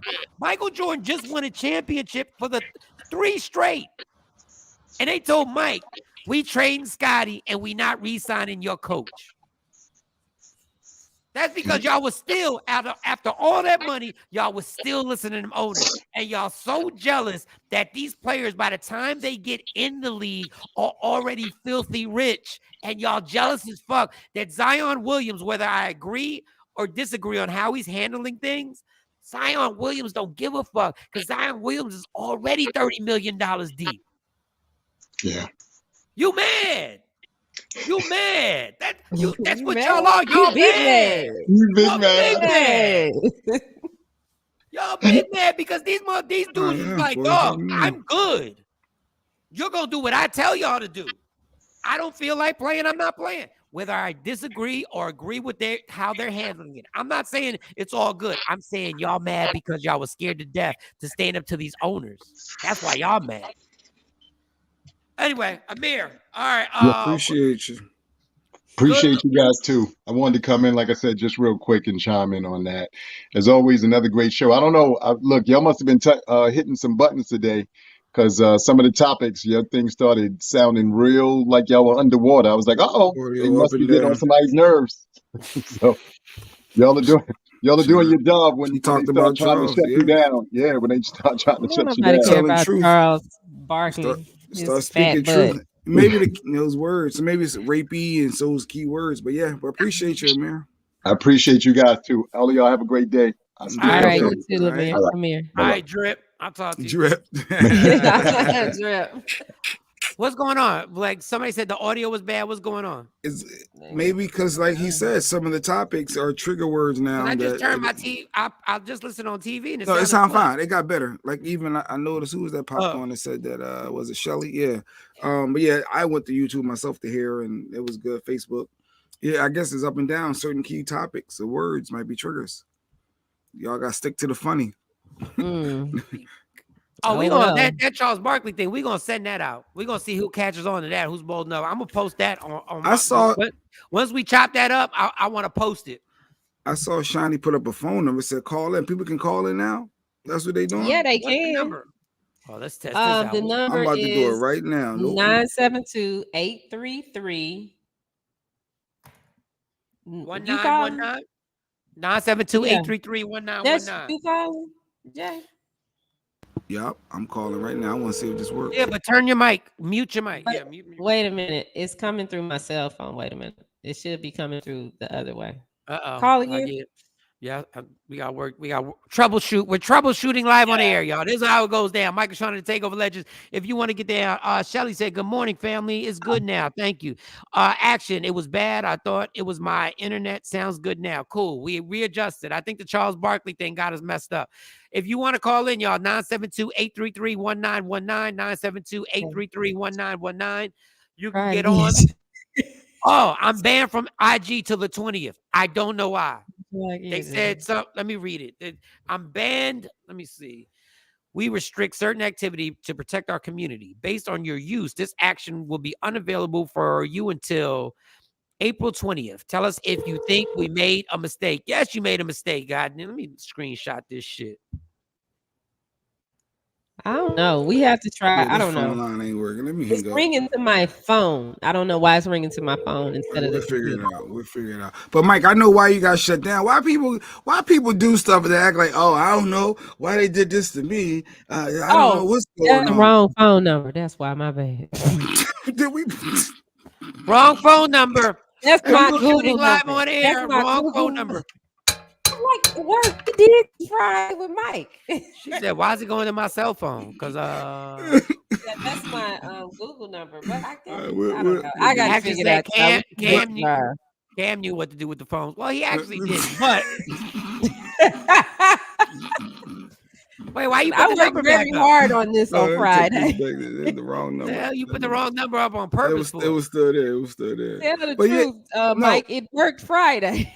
No, it worked Friday. But back to Mike with his IG being shut down temporarily and acting like he has no idea why. I don't. We know why. I know why because I saw when you did it.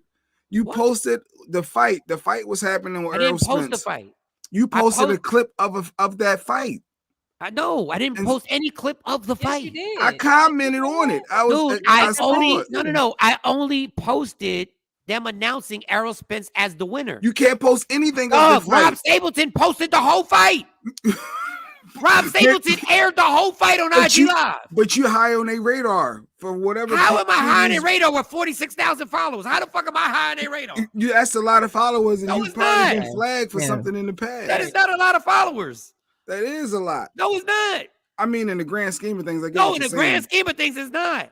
I know. I get that portion. Let me see if this phone line works. Okay, now let's see if that works. We're gonna give y'all another correct. This That's is the the correct right phone. number. All right, 972-591-8827. Y'all There want we to call it go. 972-591-8827. That's what we'll do. We'll do the 8827. Hello? Who's this? No. Oh, I can hear you. Wait a minute. I have to. So I can screen the call because I can talk to them here. Yes. And then now I'm going to bring you over. Oh, that's the wrong button. Let's see. That's the wrong button. Okay. We're troubleshooting live on Media Room 360. Look, it goes down. What the hell is this? Oh, so the phone caller has his own screen. Okay. Hello? So Yes. Who's this? Hi. I'm calling from IG. Okay, I'm who looking is for this? Mike. This is Mike. What do you want? there we go. Hi, Mike. I'm calling from IG to report to let you know that your account has been temporarily frozen for fraud. What's your activity. name? What's your name? My name is IG Security. IG Security. You sound familiar. Well, yeah, a lot of people say that because I call a lot of people. But what Yeah. I'm saying is you cannot post any content that you don't own the rights to, or IG Security, me or any member of my team. Unless you We'll post reach it, out. unless you say I don't own the rights to it, because that's what everybody You does. ha- Oh, somebody No, else no, is you gotta calling, pay. Jay. Oh, somebody Oh, else you is got another calling. caller? Oh, All right, bye, let me hang Jay. up. See you later, Jay. Bye bye. I knew he sounded Okay, wait a familiar. minute, other caller. Okay, wait a minute. Oh, we got caller Hello? music. Oh, we. I was gonna do the same Hi. thing. Who is this? Who's this? This is Jeanette. I was gonna do the same thing, so I'm back to pay his cable bill. So you got to pay your cable bill. Who got paid the cable bill? Oh, IG bill. That's what it is. What the hell are y'all talking All right, about? bye. Is your last Oh, name that's- Bush too? That's God what you damn called it! for, Jeanette. Jeanette hung up. Block everybody that Billy, last call. name is Bush. Mark, whoever, call. Yeah, This is call. phone. Who that phone? 972-591-8827. Let me write this phone down. 972-591-8827. Call us up. Michael Sean and the Takeover Legends. We hear any opinion that you have. 27. If We you got want to a just choice. curse him out, How the hell do you feel about Trey Songz? Is he Yeah. rapey? Allegedly, Rory said he's rapey. I don't know. Anybody who's had an experience, if you got a comment on Trey Songz, hit us up 972-591-8827. This sounds so official now. Or if you want to talk about Charles Barkley and Shaquille O'Neal sellout asses mad at Kyrie Irving for talking back to the fans. Ooh. probably. Actions comment probably when you were playing the music. You was jamming. playing music, yes. IG. I said I maybe didn't own, that's it. Yeah. I put on. I didn't own the rights like But there everybody we else go. puts on. So you can't Yeah. slap me and say I'm sorry. There's consequences to your actions. Like you can't. I'm just going by the rules. Hey. We got All another right, one. let me answer this. Okay, here you go, Mike. There. We're gonna have to fix something. We cannot have. Call and talk to people. Wait a second, Jay. Motherfucker. They're there. Michael Sean, it's not dead air if I'm No, I said talking. they're there. Hello? What up, Michael Sean, Takeover Legends? Who's this? Hello? Yes, who's this? Yo. Oh, he might have Hello? dialed the wrong number. Hey, this is Big Q. Big It's Q. Q. I Q just don't who? know how can I be down with the Takeover Legends. Just pay us. Hello? It's $150 to be down with the Takeover Legends. It's $150 as an entrance fee, and then it's a $25 a month Oh, membership just fee. pay. Okay. We'll put you in a cup with us. But And can you? everything. We'll put you on the coffee mug. What's your name? Where you from? Where you calling from? Okay.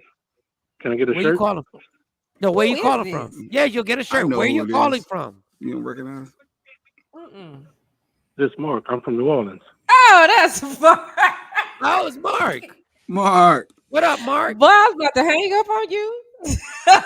Well, clearly I knew that he knew he was playing along. I didn't Mark, know do who you, it do you have was. any comment on Trey Songz? Do you have any comment on Nah, Kyrie don't hang Irving? up on me. Listen to me, Mark. Listen. Let's get structured now, because even like Jay's acting like he's never talked to a phone call. Fucking ridiculous. Oh, Trey Songz and Kyrie, that's my people. Okay, how do you feel about Kyrie cursing back at the fans at the game? Mark, are we gonna talk? Don't listen to yourself, Mark. Turn off your TV. listen to the phone. Talk through the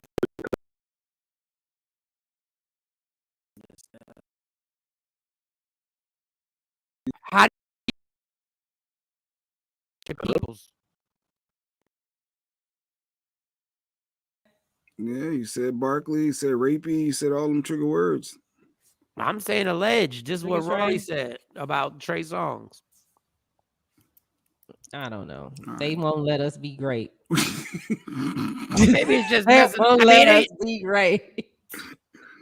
I don't think All Charles, this work. I don't think Charles Barkley is a triggering word. I honestly don't think so. I think there's something going on because we're not even there on. we go. When y'all started talking about Kyrie, it started messing up. Messing up. I definitely don't think Kyrie's a trigger word. Now, if They we hate said Kyrie. They don't want Kyrie to be great either. if we said Trump, maybe trigger word. I wonder what the trigger words are. I'm gonna Google what trigger words. What do you think trigger words for YouTube is? Oh, y'all, I got a letter. I got a letter. From Anonymous. It's an anonymous person that sent in a letter. Oh yeah, you did say you had a letter. You said you had a letter last week. Yeah. What's going on with this letter? I got two, but I'm gonna do the first when they came in. Okay, so this lady writes in. She says, "My son's dad recently told me he's bi, and he's been sleeping with his frat brother. I was shocked because I've been messing with the dude too on the low. We eventually did a threesome. It was the best sex ever. But now my baby daddy wants to be in a polyamorous relationship. I'm scared. Any advice?" Get out there while you can. Get out of that. You're done. That dude enjoyed that. And the threesome was 2 dudes and 1 guy and 1 girl. Yeah, so it's the baby dad and his frat brother. Yeah, and he's So bi. I guess He's not they are bi. friends. Yeah, he's not bi. What he is just trying. it? He trying to bring in the frat brother, and he likes still smashing. But girl, you better get out of there unless you're not built for this. You already asking us a question. You already know there's a problem if you wrote us a letter. Was it an email or a letter? Because who the hell is writing letters and putting a stamp, Shawnee? Who the hell is really... it's a DM. Girl, get on out of there. But she said it was the best sex ever. She enjoyed it. Yeah, the best sex. Trust me, the best sex ever can ruin your life. Trust me. Let me tap this mic. Well, she still got to deal with the baby dad, because that's her son's father. Do you understand? He's not gonna down his frat brother. That means they can do it with each other whenever. There's no way you can monitor that. All you got to do is like we playing PlayStation and they really just banging it out. Are you cool with that? Well, the baby daddy being up front, he said he wants both of them. He wants all 3 of them to be in a relationship. Sweetheart, get on out of there. The dude wants everything. I don't care if you're bisexual. I don't care if you're bisexual. I don't care whatever you do. Next thing you know, he gonna bring all the frat bros in from that Amtrak. Nah. Jay, what you got to say? I was listening to the audio on Facebook and I just trying to see what's going on. Everything fine. When I heard you say something about something, I was like, oh, this Mike's lane. Mike.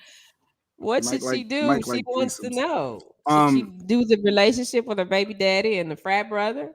Because this is her son's father. I honestly I missed the part after. I'm gonna have to listen in its entirety again, because once you said the beginning part, I kind of like, I ain't gonna say I tuned out, but I missed the ending of it. I heard something about someone came out to somebody, and then say it one more time for me, please. So my son's dad recently told me he's bi and he's been sleeping with his frat brother. Dad, okay. So her baby daddy. Right. I was shocked because I've been messing with the dude too on the low. She's been sleeping with the frat brother on the low. Okay. We eventually did a threesome. It was the best sex ever. Now my baby daddy wants us to all be in a relationship together. I'm scared. Any advice? Well, it sounds like they've been in a relationship together all 3. This is my problem. See, the guys, the bisexuality doesn't freak me out. None of that freaks me out. What bothers me is that he gets to have sex with 2 people and you get to have sex with who? two people. Her No, the baby but daddy you get to and have sex. But the dude that's having sex with the frat brother probably don't even want her. Like you getting set up, like somebody's dictating to you who you having sex with. Like he got to pick the dude that he wants and you sitting there falling in line like you like a teammate. Well, she was on the low sleeping with the frat brother too. Oh, I didn't know she was sleeping with the frat brother too. Yeah, she was sleeping with him too, and then that's why they went ahead and just did the threesome. I don't know how. So what the fuck is the dilemma? I guess she's scared to say, okay, we gonna all be in this together. But I mean, they gonna be in a relationship anyway because that's her son's father. Dumb bitch. Did I say that out loud? Sorry. Yes, you did. Yes, you did. What are you talking about, girl? Why are you bothering us? Yeah, she's. Why are you bothering? You already smashing them both. What are you worried about? Go live your life. Just have fun explaining that to your kid. I guess maybe that's the part because she left that out. Maybe she doesn't know how to explain that to the world. But I guess just keep your business to yourself. Keep it to yourself. You've been smutting around secretly this whole time. Keep it. No, they all been smutting around. Y'all all got a lot going on. First of all, as a father, why would you want your mother of your kid getting smashed out by your frat brother? They must be young. Y'all. Yeah. I'm good. I would hate for them to be 35 plus. What are y'all doing? Like, honestly, I got a problem with none of y'all bisexuals. Some of y'all bisexuals just be greedy. They want it all. They want it all. They want the best of both worlds. Like, if you bisexual, you really got to be faithful, be loyal, because you just be greedy. Especially bisexual guys, because heterosexual guys ain't got it as easy as y'all. I go to a club, when I used to go to clubs, I'm like, damn, there ain't no women in here. Y'all bisexual dudes be like, there ain't no women in here, but there plenty of dudes. The fuck? Y'all got the best of both worlds. What are y'all doing, greedy asses?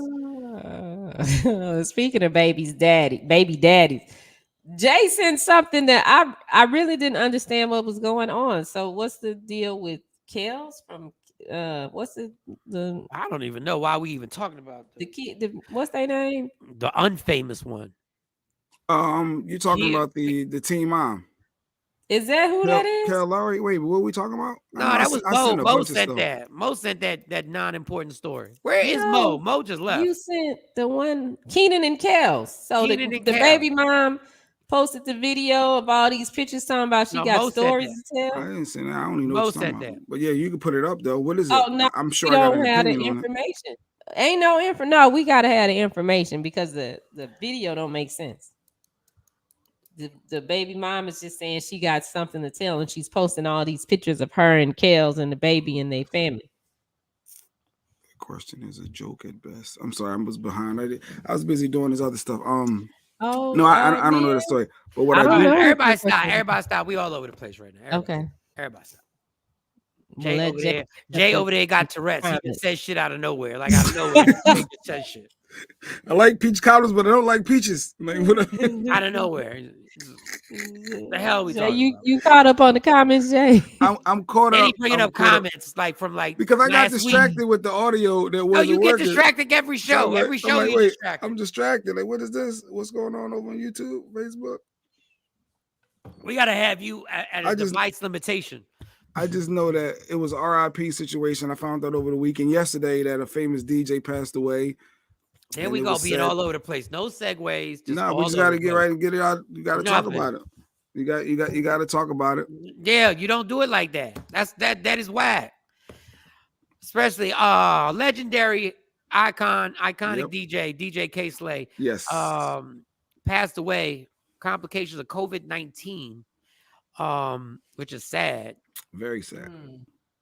55 years old. Only 55 years old. I don't know what else to say. I mean, it's like we're losing a lot of people in a lot of different ways. This happened to be, I don't know. I'm taking it. They said it was this COVID-19 battle, so it must have been complications off of that, or hopefully we can get more details.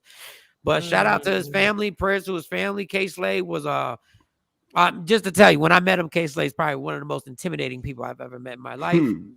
But he allowed me to sit in. Intimidating? He just was. That wasn't the dude. I couldn't make him smile. Like he was the one dude. Like he was very, but he was nice. But he was just intimidating because it was Kay Slay, and I was like, "Yo, Kay Slay." And he just looked at me like, "Yo, what up?" So he just nonchalant. Yeah. He just had a very nonchalant. But he let me sit in the Drama King. I got to sit in and watch one of his shows in the studio, which is dope. It's his new corner. Ashley said I'm distracted because of my corner. I gotta get organized. Yeah, this is all different for me. I ain't got my trash can right. I gotta get my stuff together. But yeah, but wow. They're saying that it was a 4-month battle with COVID. Yeah, remember he's been sick for a minute. He was sick for a minute. Wow. So that's a horrible loss. Yeah. Fucking COVID. I don't know, man.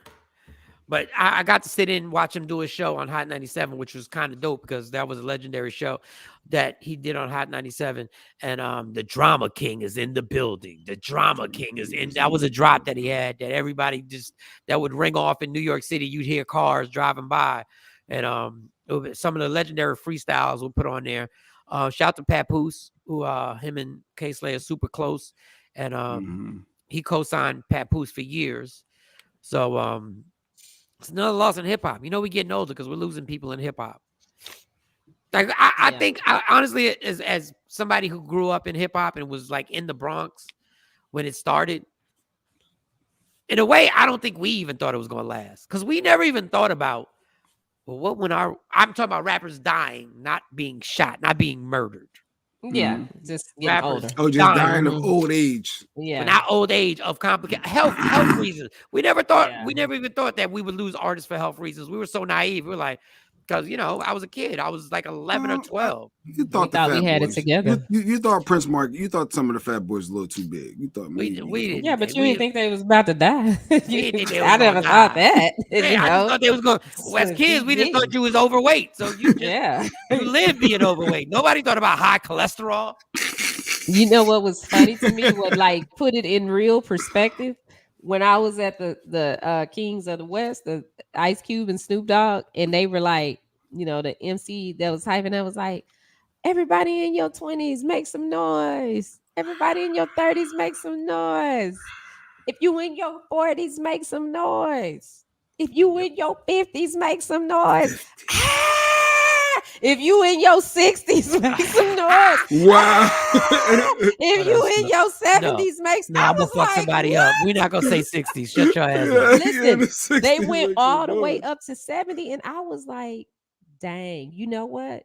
They were in the club because I was a kid listening to this, and they was in the club listening to this. Yeah, boom. Yeah, 30 years ago, yeah. So they would have been straight out of Compton. 70 years old at the Ice Cube. So they was 40. So they was 40 when Cube was popping. Yes. And they was still trying to hold on to their youth. So they're about 10 years. No, hold up. Yeah. I said, now this don't make no sense. If you were 19, let me see. Hold up. I'm gonna tell you right now. Fuck that 40. You're crazy. Oh, somebody's calling. The 92, 95. Let's see. This is phone call. We got to work on this. Okay, wait a minute. Let's take it. Okay, wait. Yeah, they were in the club. Oh, good morning, Michael Sean, the Takeover Legends. Who's this? Okay. Who's this? Hello. Is it me you're looking for? I think. Do they got to be up? What year? They got to be up. What year? They got to add to the stream, Shawnee. Did straight? Nah, they hung up. They gone. Oh, they got scared. Y'all call up straight out. August 14th, 2015. Is what? So if you were 20 when that came out. No, that's wrong. My I'm bad. like 2015. What? You're reading. Duh. Right out of Compton. What year? 7? What year did Straight Out? Hold up, my bad. Out of Compton release. Straight Out of Compton, I'm gonna say 93. Straight Out of Compton. No, that was no. I'm bugging. 89, 90. Eazy-E formed the Los Angeles County city of Compton in 1987. 90. Straight Outta Compton, true story. When did Straight Outta 19? It says here 1988. 88. No, in 88, I No, was that's in hold on. elementary. No, that sounds about right because Snoop was 92. Yeah. On the solo 93. Yeah, and Snoop was definitely well after NWA. Yeah, I guess Straight Outta Compton had. Yeah, because I was watching it on Yo MTV Raps. So that is 10, 20, 30, 1, 2, 3, 34 years ago. So if you were 20 when it came out, goddamn. Yeah, you in your 50s, make some noise. If you were 20. So if you were like 25, God, my goodness. Yeah, they was in the club. Yeah, I was in elementary. My God. Yeah, that's why I'm in the gym now. I'm going hard. I'm about to go to the gym too. I'm like, I got to get it back together because I got to. No, these not the young girls, but the women my age and older. I'll be like, dang, because Maya's picture was up this week. She's 42. I said she looks amazing. Maya. Yeah, Maya got some your good genes. girlfriend, your little girlfriend, my former celebrity crush. Maya. I should have got that number when I had the chance. Damn. You always say that. Yeah, Maya looks good. Ashanti looks good. Ashanti Angela Bassett looks amazing. No, Angela Bassett ain't fair. Like, and I didn't know that was her husband. I didn't know the actor director. What's his name? Courtney B. Vance. I didn't know that was her husband. Yes. The Breakfast Club. Like, she not looks fair. Amazing. I said I need to do a Tina Turner workout. And you know what I like she about got her? That body when she hit the tournament. Maya got a bikini pic, and she looked good, but I like it. I like it. I don't know how to. I was gonna say something, but then it was gonna come out wrong. So I said I ain't gonna J Black the game. We know what you mean. You got good intentions. Because she don't have a 6-pack, so she's good.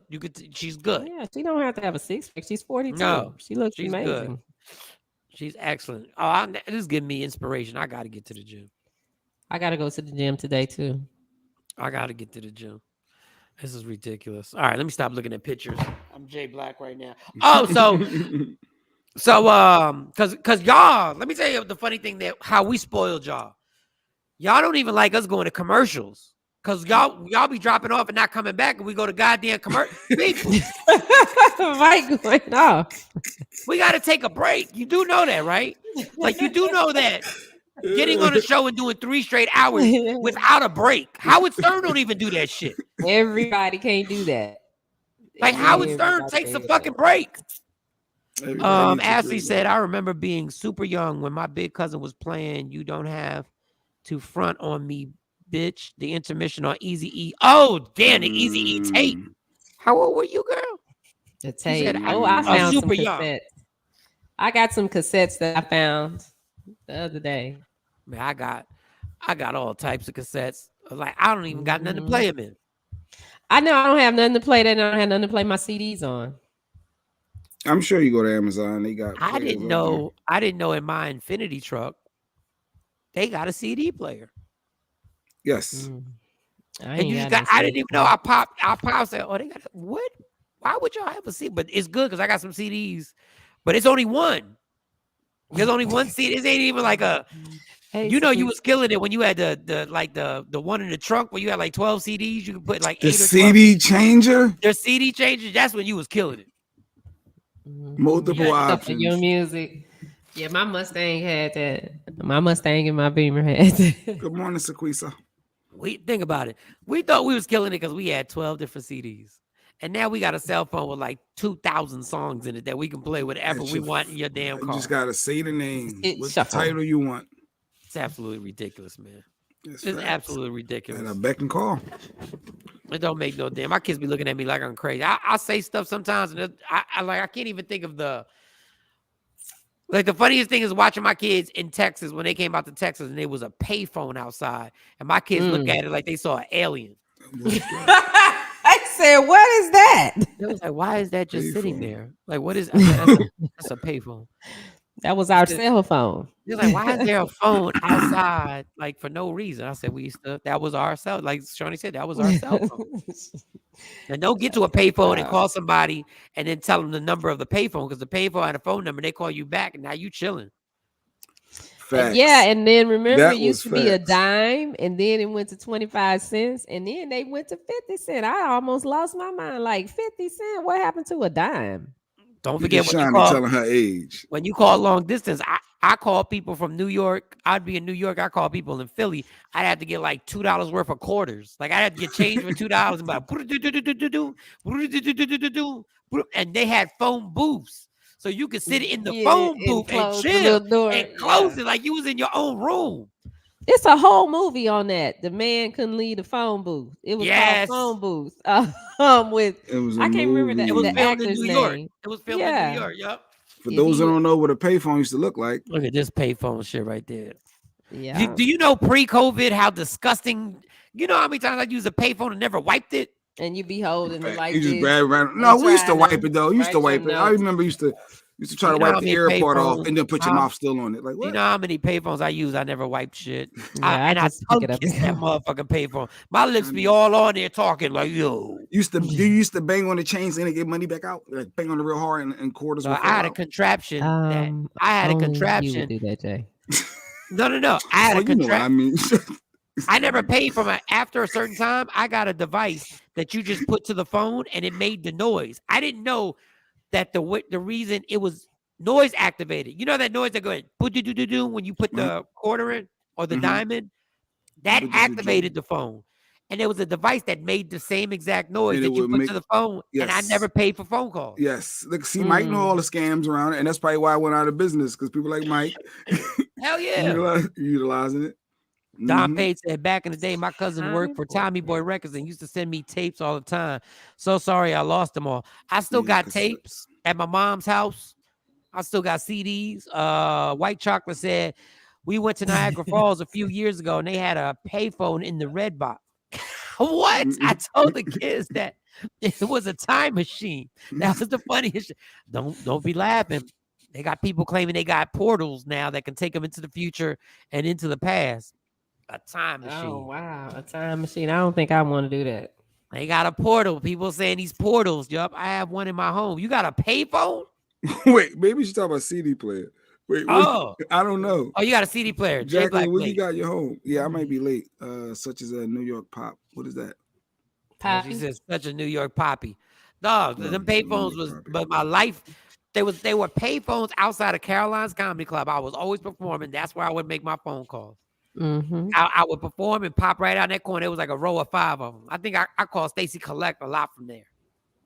Call and collect. I used to call Stacy Collect from there and from this parking garage that I used to park in. You need an emergency breakthrough too. Stacy gonna get mad at me. I used to call Stacy when I was married. What? Oh. Okay. So let's set this up. So you're in the phone booth. Go ahead, and you calling Stacy, and you're married to somebody else. Yup, I do my comedy shows and get to the garage. Oh, she will kill me.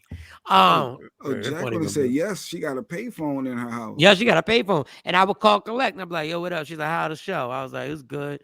I did my thing and everything. And I was like, all right. And she's like, all right, call me tomorrow. Fuck that bitch. I said, all right. You ain't gotta be like that, Stacey.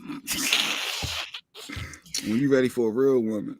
Stacey's like, when you leaving that stupid hoe? I did, Stacey. Why you gotta be so That is so wrong. Lady Q texted me, you better stop with laughing emojis. She said, tell Mike you better stop. Yeah. I don't even feel comfortable. I'm about to get my box off here. Stacey came to my wedding, yo. Look, I ain't had no choice but to be with Stacey. Wait, Stacey came to your wedding. You were calling her from a payphone while you were married. Stacey, I thought Stacey was gonna stand up at my wedding. I'm like, is there anyone that has anything to say? baby, please. She would wait. I'm gonna stop right here. Yeah, because I already know why I just added on to that. Yeah, please stop. Because I picked a want to different have a word. nice trip when I come there. Is there anyone has Why wouldn't you have anything an? to Oh no, say? you can have a great trip when you come here. Yeah, She can't I wait to have want. everybody at the house. Yeah, because he keep calling me from the payphone. I was the one who wouldn't leave her alone. She was like, "Leave me alone, Mike." I said, "Nah, Leave me alone. I ain't gonna be able to do that." Yeah, that's. Hey, it worked out in the long. See, I guess it was meant to be. Like, and then what? 20 years later, y'all still together. Like, it worked out. 20? How many years? Wait, I don't know how many years. I mean, He said 20. I know Stacy. Well, no, you're right. Got to be long because I met you in '99. Yeah, that's 23 years. Y'all, that's at least 23 years. So since I know you, I don't know how many years prior. Yeah, Stacy. Yeah, wow. Boy, Stacy is she the goat. Baby, listen. It worked. She's a soldier. Oh my god. Yeah. A soldier for real. I was like, She yeah. a soldier for real. The Batman voice. She was at the wedding. She came to the wedding to fuck that shit up too. She was. I was like, I said, Jesus, please. I didn't want to get married. I tried to get out the marriage. I tried, and I punked out. And I just went along with it because everybody spent the money. I told my parents I didn't want to get married. I was like, I don't want to marry. What did they say when you told them that? My parents was just like, they were like, I think you're just getting cold feet or whatever. I said, no, I really don't want to marry. And it just listen, people. I'm not saying nothing bad about the girl. It's not nothing about her. I just did not want to get married. Yeah, it was me. It was me. Yeah. Like me and Stacy were watching Martin drinking 40s. Like that's the person I was supposed to be with. I wonder if talking to Stacy had anything to do with the way you were reacting to the wife. I don't know. I never. But did he know Stacy? You knew Stacy before you met your wife, right? Nah, I literally met all these people almost at the same time because I moved to a new high school. I want to play, but I don't want to play. Okay. No, I moved to a new high school. So you know what Jay-Z Jay-Z has this line where he goes, what do you say? I don't know my way around, but I got this powder white that should have turned out brown. He goes, in the song 911. Jay, you don't know? When they're talking to when they talk to 911, who's this? And they talking to Anyway, my whole thing was when you get to a new place, you find a chick. Mm-hmm. That's what you do. That's what you do. You find one chick that can lead you around so you can. So that's what I did. Now, first gym class, I saw a girl, and I said there were no black people in the school. So the first black chick I saw, I swear, she had a Coca-Cola shirt on. I said, "Yo, Coca-Cola." I was wild aggressive when I was younger. I was so aggressive. And then I met Stacy at a house party. Stacy didn't go to my school. Stacy was dancing with this dude at a house party, and I saw Stacy, and I said, "Oh, 900 Hustler, yeah." And I saw Stacy dancing. I said, "Damn, I want to talk to her." But I had already locked somebody down. Like I was so then I had to make my way. She ain't go to my school, so I know Stacy since 1987. Damn. Yup. You was in high school in 1987? I graduated 89, son. I graduated 1989. I wasn't even in 90. I didn't even crack the 90. Well, I was close to cracking the 90s. So anyway, I was always hollering at Stacy. When Stacy had a boyfriend, I was hollering at her. She has this lame dude. I was still hollering at her. So you knew what you wanted from the rip from day one. I don't know. I don't know. I'm giving you an out. I don't know. I don't know. I don't know. If I knew what I wanted. She's been there for a long time. We was always around each other. Like we was always around each other, and like then I don't know what it was. Like I'll say this. I'm not being cocky. If a woman stays around me long enough, it's gonna happen. But once we become friends, we're friends. Like no, but if I'm trying to holler at you, I'm just always around. And then after a while, it just happens. And then I saw Stacy through. She had some dude she was dealing with. I was dealing with somebody. And then we would see each other at the club. And then I don't know how it was. I kept pressing. Listen, man, 30,000 years later, I'm still here. Noah and Ollie still together. That's how I look at it. It's like The Notebook. It's the true love story. I guess. Absolutely. Yeah. Oh, yeah. He's talking about I get it. Yeah. That's dope. No, that's dope though. I mean, I don't know about the whole marriage part and all that, but the rest of that, love is love. I guess you gotta wait. If it's the right person, it ain't gonna last, and then y'all be able to get back together. Y'all, you know, if you with All right, let me tell you the funny. I'll tell you this funny story. This shit is funny for real. Like I thought when I broke up with my wife, I was gonna run the streets. No. Wow. You ran to Stacy? No, Stacy was like, all of a sudden, I was like, why is this chick like, what the fuck? So then I was going to get an apartment, right? I was going to get an apartment. And I was like, oh, women are vicious. I was going to get an apartment. I remember I mentioned it on the phone, right? And I was like, yeah, I'm looking at these apartments. I was looking at an apartment in Philly. Jay Black, I almost got an apartment on South Street, that corner spot on South. That would have been you'd have been paying a lot of money too on South Street. But go ahead. It was $1,200. But do you know if I would have lived on the corner of South Street, how that I wouldn't even have these 3 kids.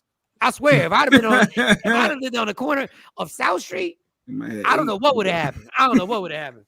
All I know is that one day, Stacy said they got these apartments over here on Route 73, right? And I said, cool.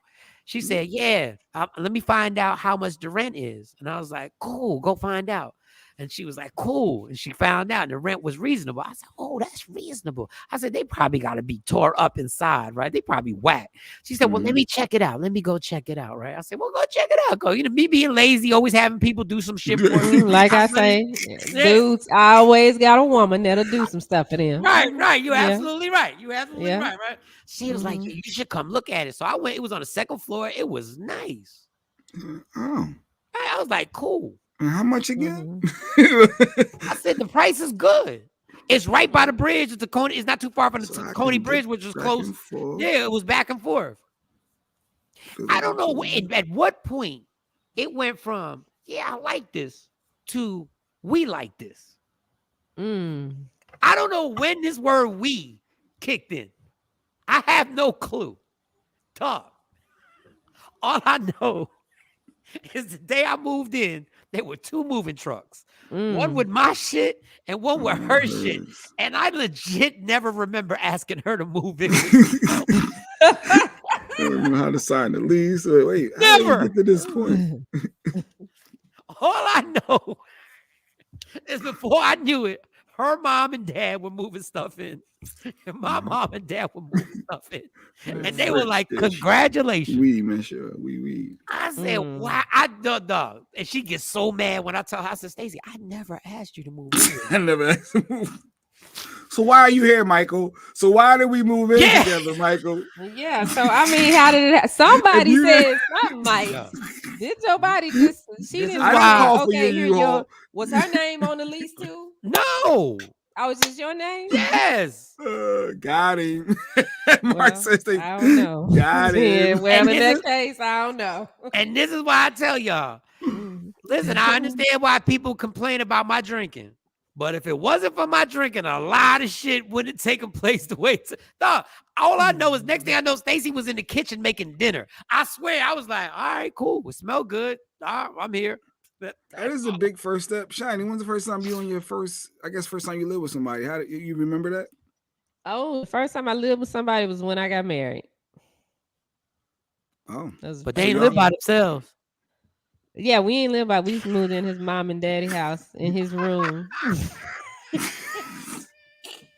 with all our Star Wars figurines and our comic book collection on the wall. I can't say it. See, I will be rude if I say my. Say it because this shit is trifling. This shit is trifling. It's the truth, and it's so crazy. Like when I think about it now, I'm like, damn, we was making like combined, we were making about $120,000 a year.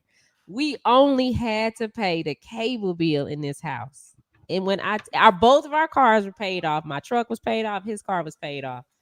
When I tell you the cable was cut off every month. How much was the wedding? How much y'all spent on the wedding? Oh, on the wedding, we spent about $20,000 on that wedding. They spent $20,000 on the wedding and they moved in with their fucking parents. What? We had the wedding at the Potter's house. We had a horse and carriage. We had a limo. We had everything. We had everything. We had like 18 bridesmaids and 18 grooms. It was a big deal. Big production. We got married at the Potter's house. Listen. And then, we moved into his mama and daddy house. I moved from my mama house to his mama and daddy house. Yeah, dude, this is amazing. Like that's why I and don't. then Be eventually we got our own place, but we were young, so and our parents didn't. And you think didn't it was feel gonna weird work. getting married and living in somebody Hell else's no. parents' house Hell in a room. no. Nope. We sure didn't.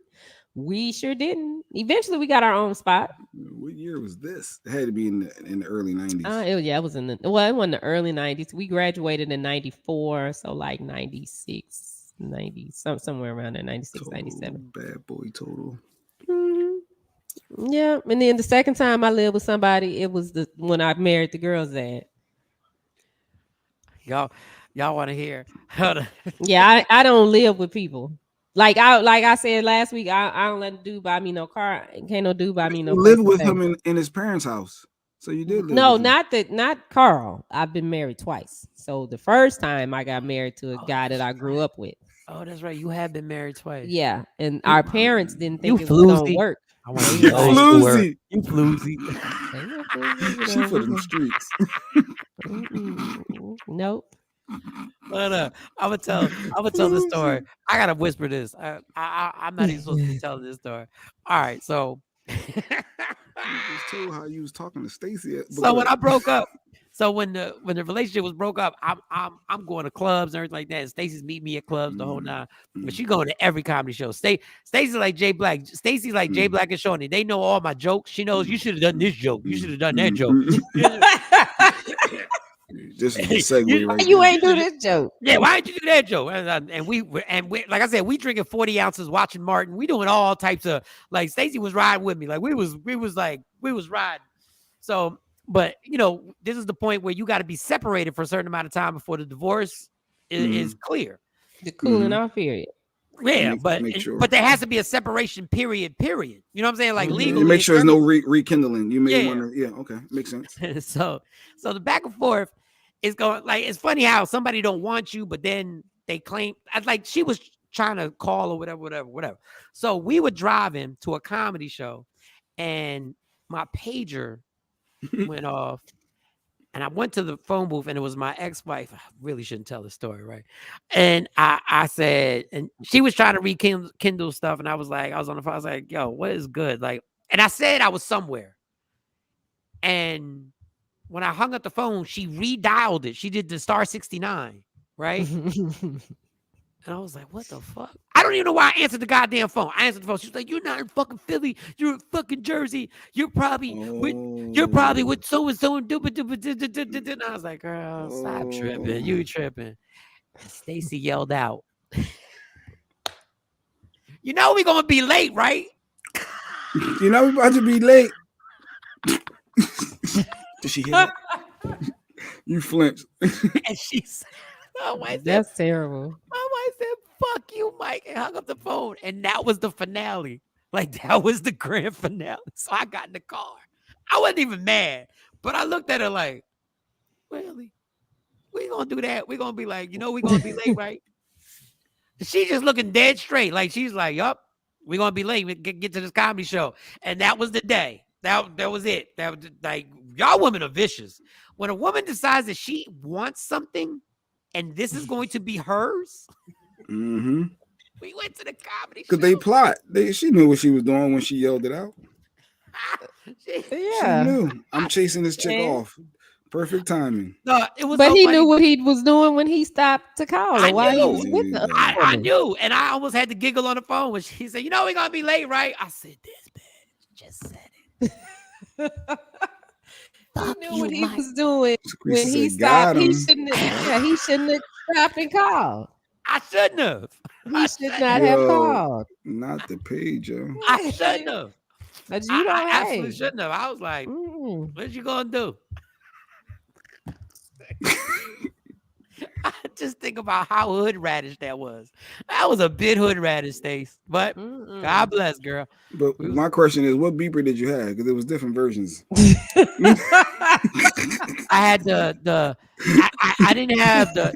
All right, you see the top one to the left with the green screen? I had the one under it. And the only thing I did different is I changed it to a different color. Like I had the black one. You did the case. Yeah, I did the case. I had the gray case. Then I got a white one for a little while. I had all of those. Yeah, I've had them all too. I had all of those. The one that reads across, the old school one. Like you said, with different case. I remember I had my case in red, see-through. It was the read see-through one. Yeah. The pager. Have you the damn page? You had to pull over. You know how much work you had to do? We thought it was convenient. It was still work. You had to pull over. You had to find a payphone. You had to get change for the payphone. Then you had to call the person back for them to just be like, yo. I'm like, what's up? What you need? She's like, nah, I just wanted to talk to you. Bitch, I just pulled over. Why you put the code in when you had to turn the phone upside down to read hello? And we learned how to do the codes. So we would send codes, but we didn't have that little one to send codes on long because by the time, I would always have one of my friends because my mama wasn't buying me no pager. But by the time I could, like get one, they had the screens on them. I know if you see 546, that meant I love you. That's supposed to be the get back. 546? Yeah, I think it was like 546 meant 546. I swear that was like I love you. It was a number, 3 numbers. I don't remember now. I remember upside down you could read hello, and it was certain things that people would do. 143. Yeah, it might have been 143. Okay. Yeah, 143. Doesn't it have to be more letters? Doesn't it have to be 143. One I has 1 letter. Love has 4 letters. You has 3 letters. Used to get. But those were the 90s people. For y'all born late 90s, you have no idea if you're 30 right now. If you're 30, you don't know what we're talking about. I'm gonna tell you right now, y'all, man. I'm glad I didn't have FaceTime and all this stuff when I was in high school. $180 a month. What kind of pager? What pager did you have? My shit was like $15, $20 a month. Yeah, it was always it was like $10. Yeah, like $10. 180. What, you had a rotary pager or something? You could actually make. We had the two-way pagers were the best. That was later. That was in the 2000s. Jay-Z era. Yeah. Two-way pagers. We ain't have to pay for ours. We got that free. What? Didn't y'all get y'all free? Hell yeah. Yeah.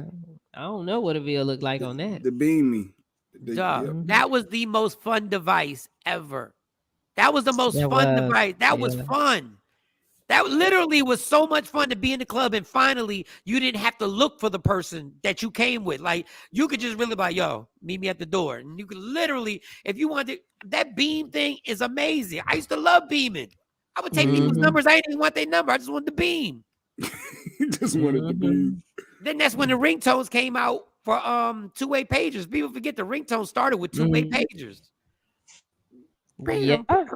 Oh, that was fun. Two-way pages, but man, listen, y'all young. But I tell you what, I'm glad I didn't have no damn FaceTime. I would have been in so much trouble with FaceTime, y'all. I was already in trouble with three-way calls. I was already in trouble with that. FaceTime? Oh man, I'd have been a walking porn. I just brought back good memories looking at the image of this pager, though. Oh wow, two-way pages were the only problem with two-way pagers is that literally you had a utility belt around your belt because you had a cell phone. There was a point where you had there was one point I had a cell phone, a two-way pager, and I still had a beeper for a little bit. Like they crossed over. That was a lot. Yeah. That was a whole lot to have on your belt. But the more you had on the belt, the cooler you thought you really were. See if you remember this. Yeah. The read, write, and the contact. Oh, that was because the first one was black that came out, and then I upgraded from black to silver. Oh, I remember. Yeah. Then you had to hold the button down to beam somebody. Hold down, me beam you. And then beam you. After now we can airdrop if you have an Apple. But now you can airdrop and all that stuff. But the two-way, literally, if they started having those again, I'd have them again. I'd get it. Yeah. I get it. And the other one, no, you gotta type like that. Like I love it's typing just like that. texting the same way. I love typing like that. Same keyboard. That was good stuff, man. Pause. About whatever you thinking. I don't know what you thinking. Right. Yeah, I don't know what you think. You need to pause on your I had a Primeco phone. My first cell phone was the Primeco phone. My first one was a Motorola. A flip phone was my first one. Yeah, you weren't styling. I had the flip. The first flip phone I had the antenna that you pulled out, which didn't change any of your reception. Or the cell phone? I had the flip phone that you pulled the phone. Yeah, we had the burner ones back then when they first came out. Oh, she Motorola M-O-T. Hi, Robert. Motorola. That was the first cell phone I had, and I got it from a regular shop. It wasn't a Verizon shop. It wasn't an AT&T shop. Can y'all hear Robert? No, I can't hear We Robert. just hear you talking to Robert. Oh, this is why you can't hear Robert. Okay, sorry. I figured out what the problem is. Okay.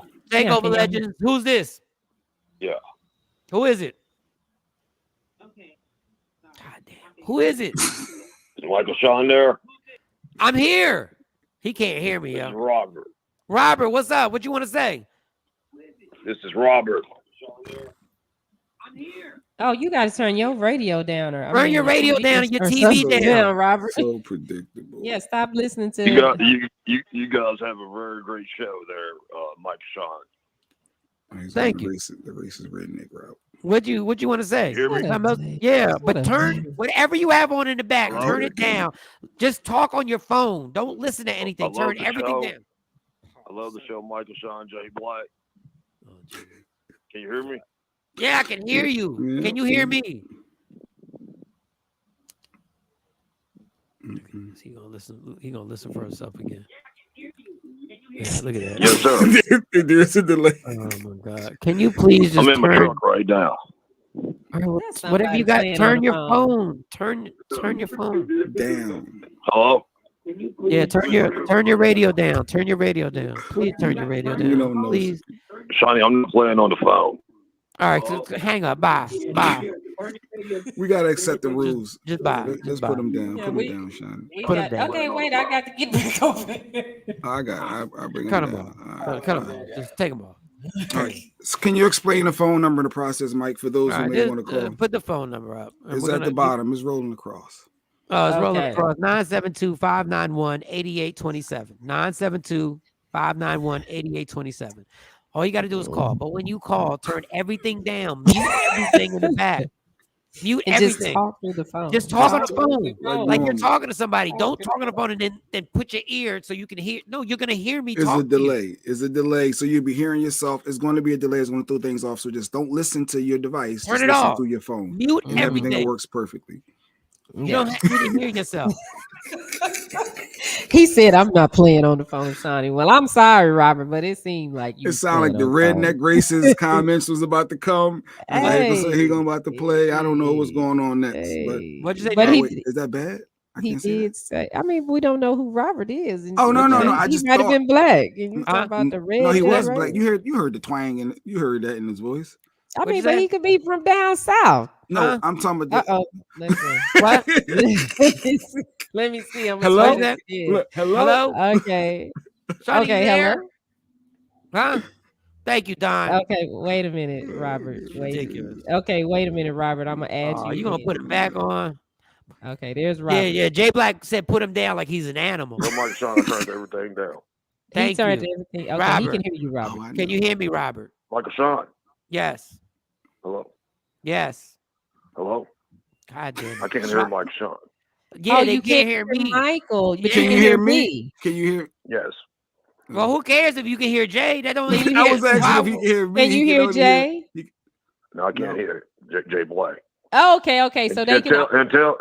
tell Jay Black I'm not a racist. I'm not a redneck racist. Are you white or black? Are you white or black? Oh, we gotta go through. I'm white. He's white, but he's Where not a you- where- redneck go racist. ahead. Jay, that's why I said don't be saying that. Go ahead, Shawnee. Tell him I know Translate. about Big T Bazaar in Dallas. Oh, you Okay. at Big T in Dallas? What you doing at Big T? I'm parked in the parking lot. Why are you at Big T on a Monday? Ain't they closed today? No, I'm saying I know about Big T. I have a load I have to drop off here in a couple hours. Oh, what you dropping off? Just some supplies. Got How some long? shoes? Ask him how long he been listening No, to no the show. shoes. How long have you been listening to the show? For about a year now. Oh, well, we appreciate you. Oh, you used to Thank take your you. page. Yeah. Oh wow. So we got to work I this. can talk to How come I can't talk to Mike or Sean? Well, I Jay don't. Blake, where they? I don't know why you can't hear them. So like I spent Friday working on this. So we got this part done where we can take calls. But we just some technical difficulties. I got to figure out why you can't hear. You want to talk to Shiny, call us. Okay. I just want to call her and say, Sean, you're doing a damn good job. And I'm keep listening to you. Oh, well, thank you, Robert. Y'all don't know who that voice is. Tell Michael Sean, stop smoking that pipe thing. Stop smoking the pipe thing. Mm-hmm. Yeah, that little steam pipe thing he always smokes on. That's funny. Nikki said, have a nice day. Nikki said, do you have Coke in the back? No, I don't ship Coke. Sorry. So she has to go to Walmart. Okay. Let me see. You sound like he's on a 90s cell phone. Well, thank you. Thank you for calling in. All right, we appreciate the call, Robert. Oh, he can't hear us. Yeah, they appreciate it. Well, he'll hear it when I guess when he go back. Only on Media Room 360 and Michael Sean and Takeover Legends, where we literally troubleshoot the fucking phone calls. Well, it's one step at a time. And the reason why we do this is because in life, everything is one step at a time. Facts. We got one square that can communicate with our phone callers. And by Wednesday, I predict all 3 squares will be able to 4. I think we'll get 4 by Wednesday. And the guest Thursday. Yeah, we got to figure by the time out. Dex comes in, you could call in to get your psychic reading by then. That's the goal by Thursday. And we got Leah Wednesday. Remember, Leah Frazier's coming on Wednesday. Yes. So we'll see. Let's see. I gotta figure that out. That's gonna bother me all day now. We got that part. It worked. It worked when I called earlier.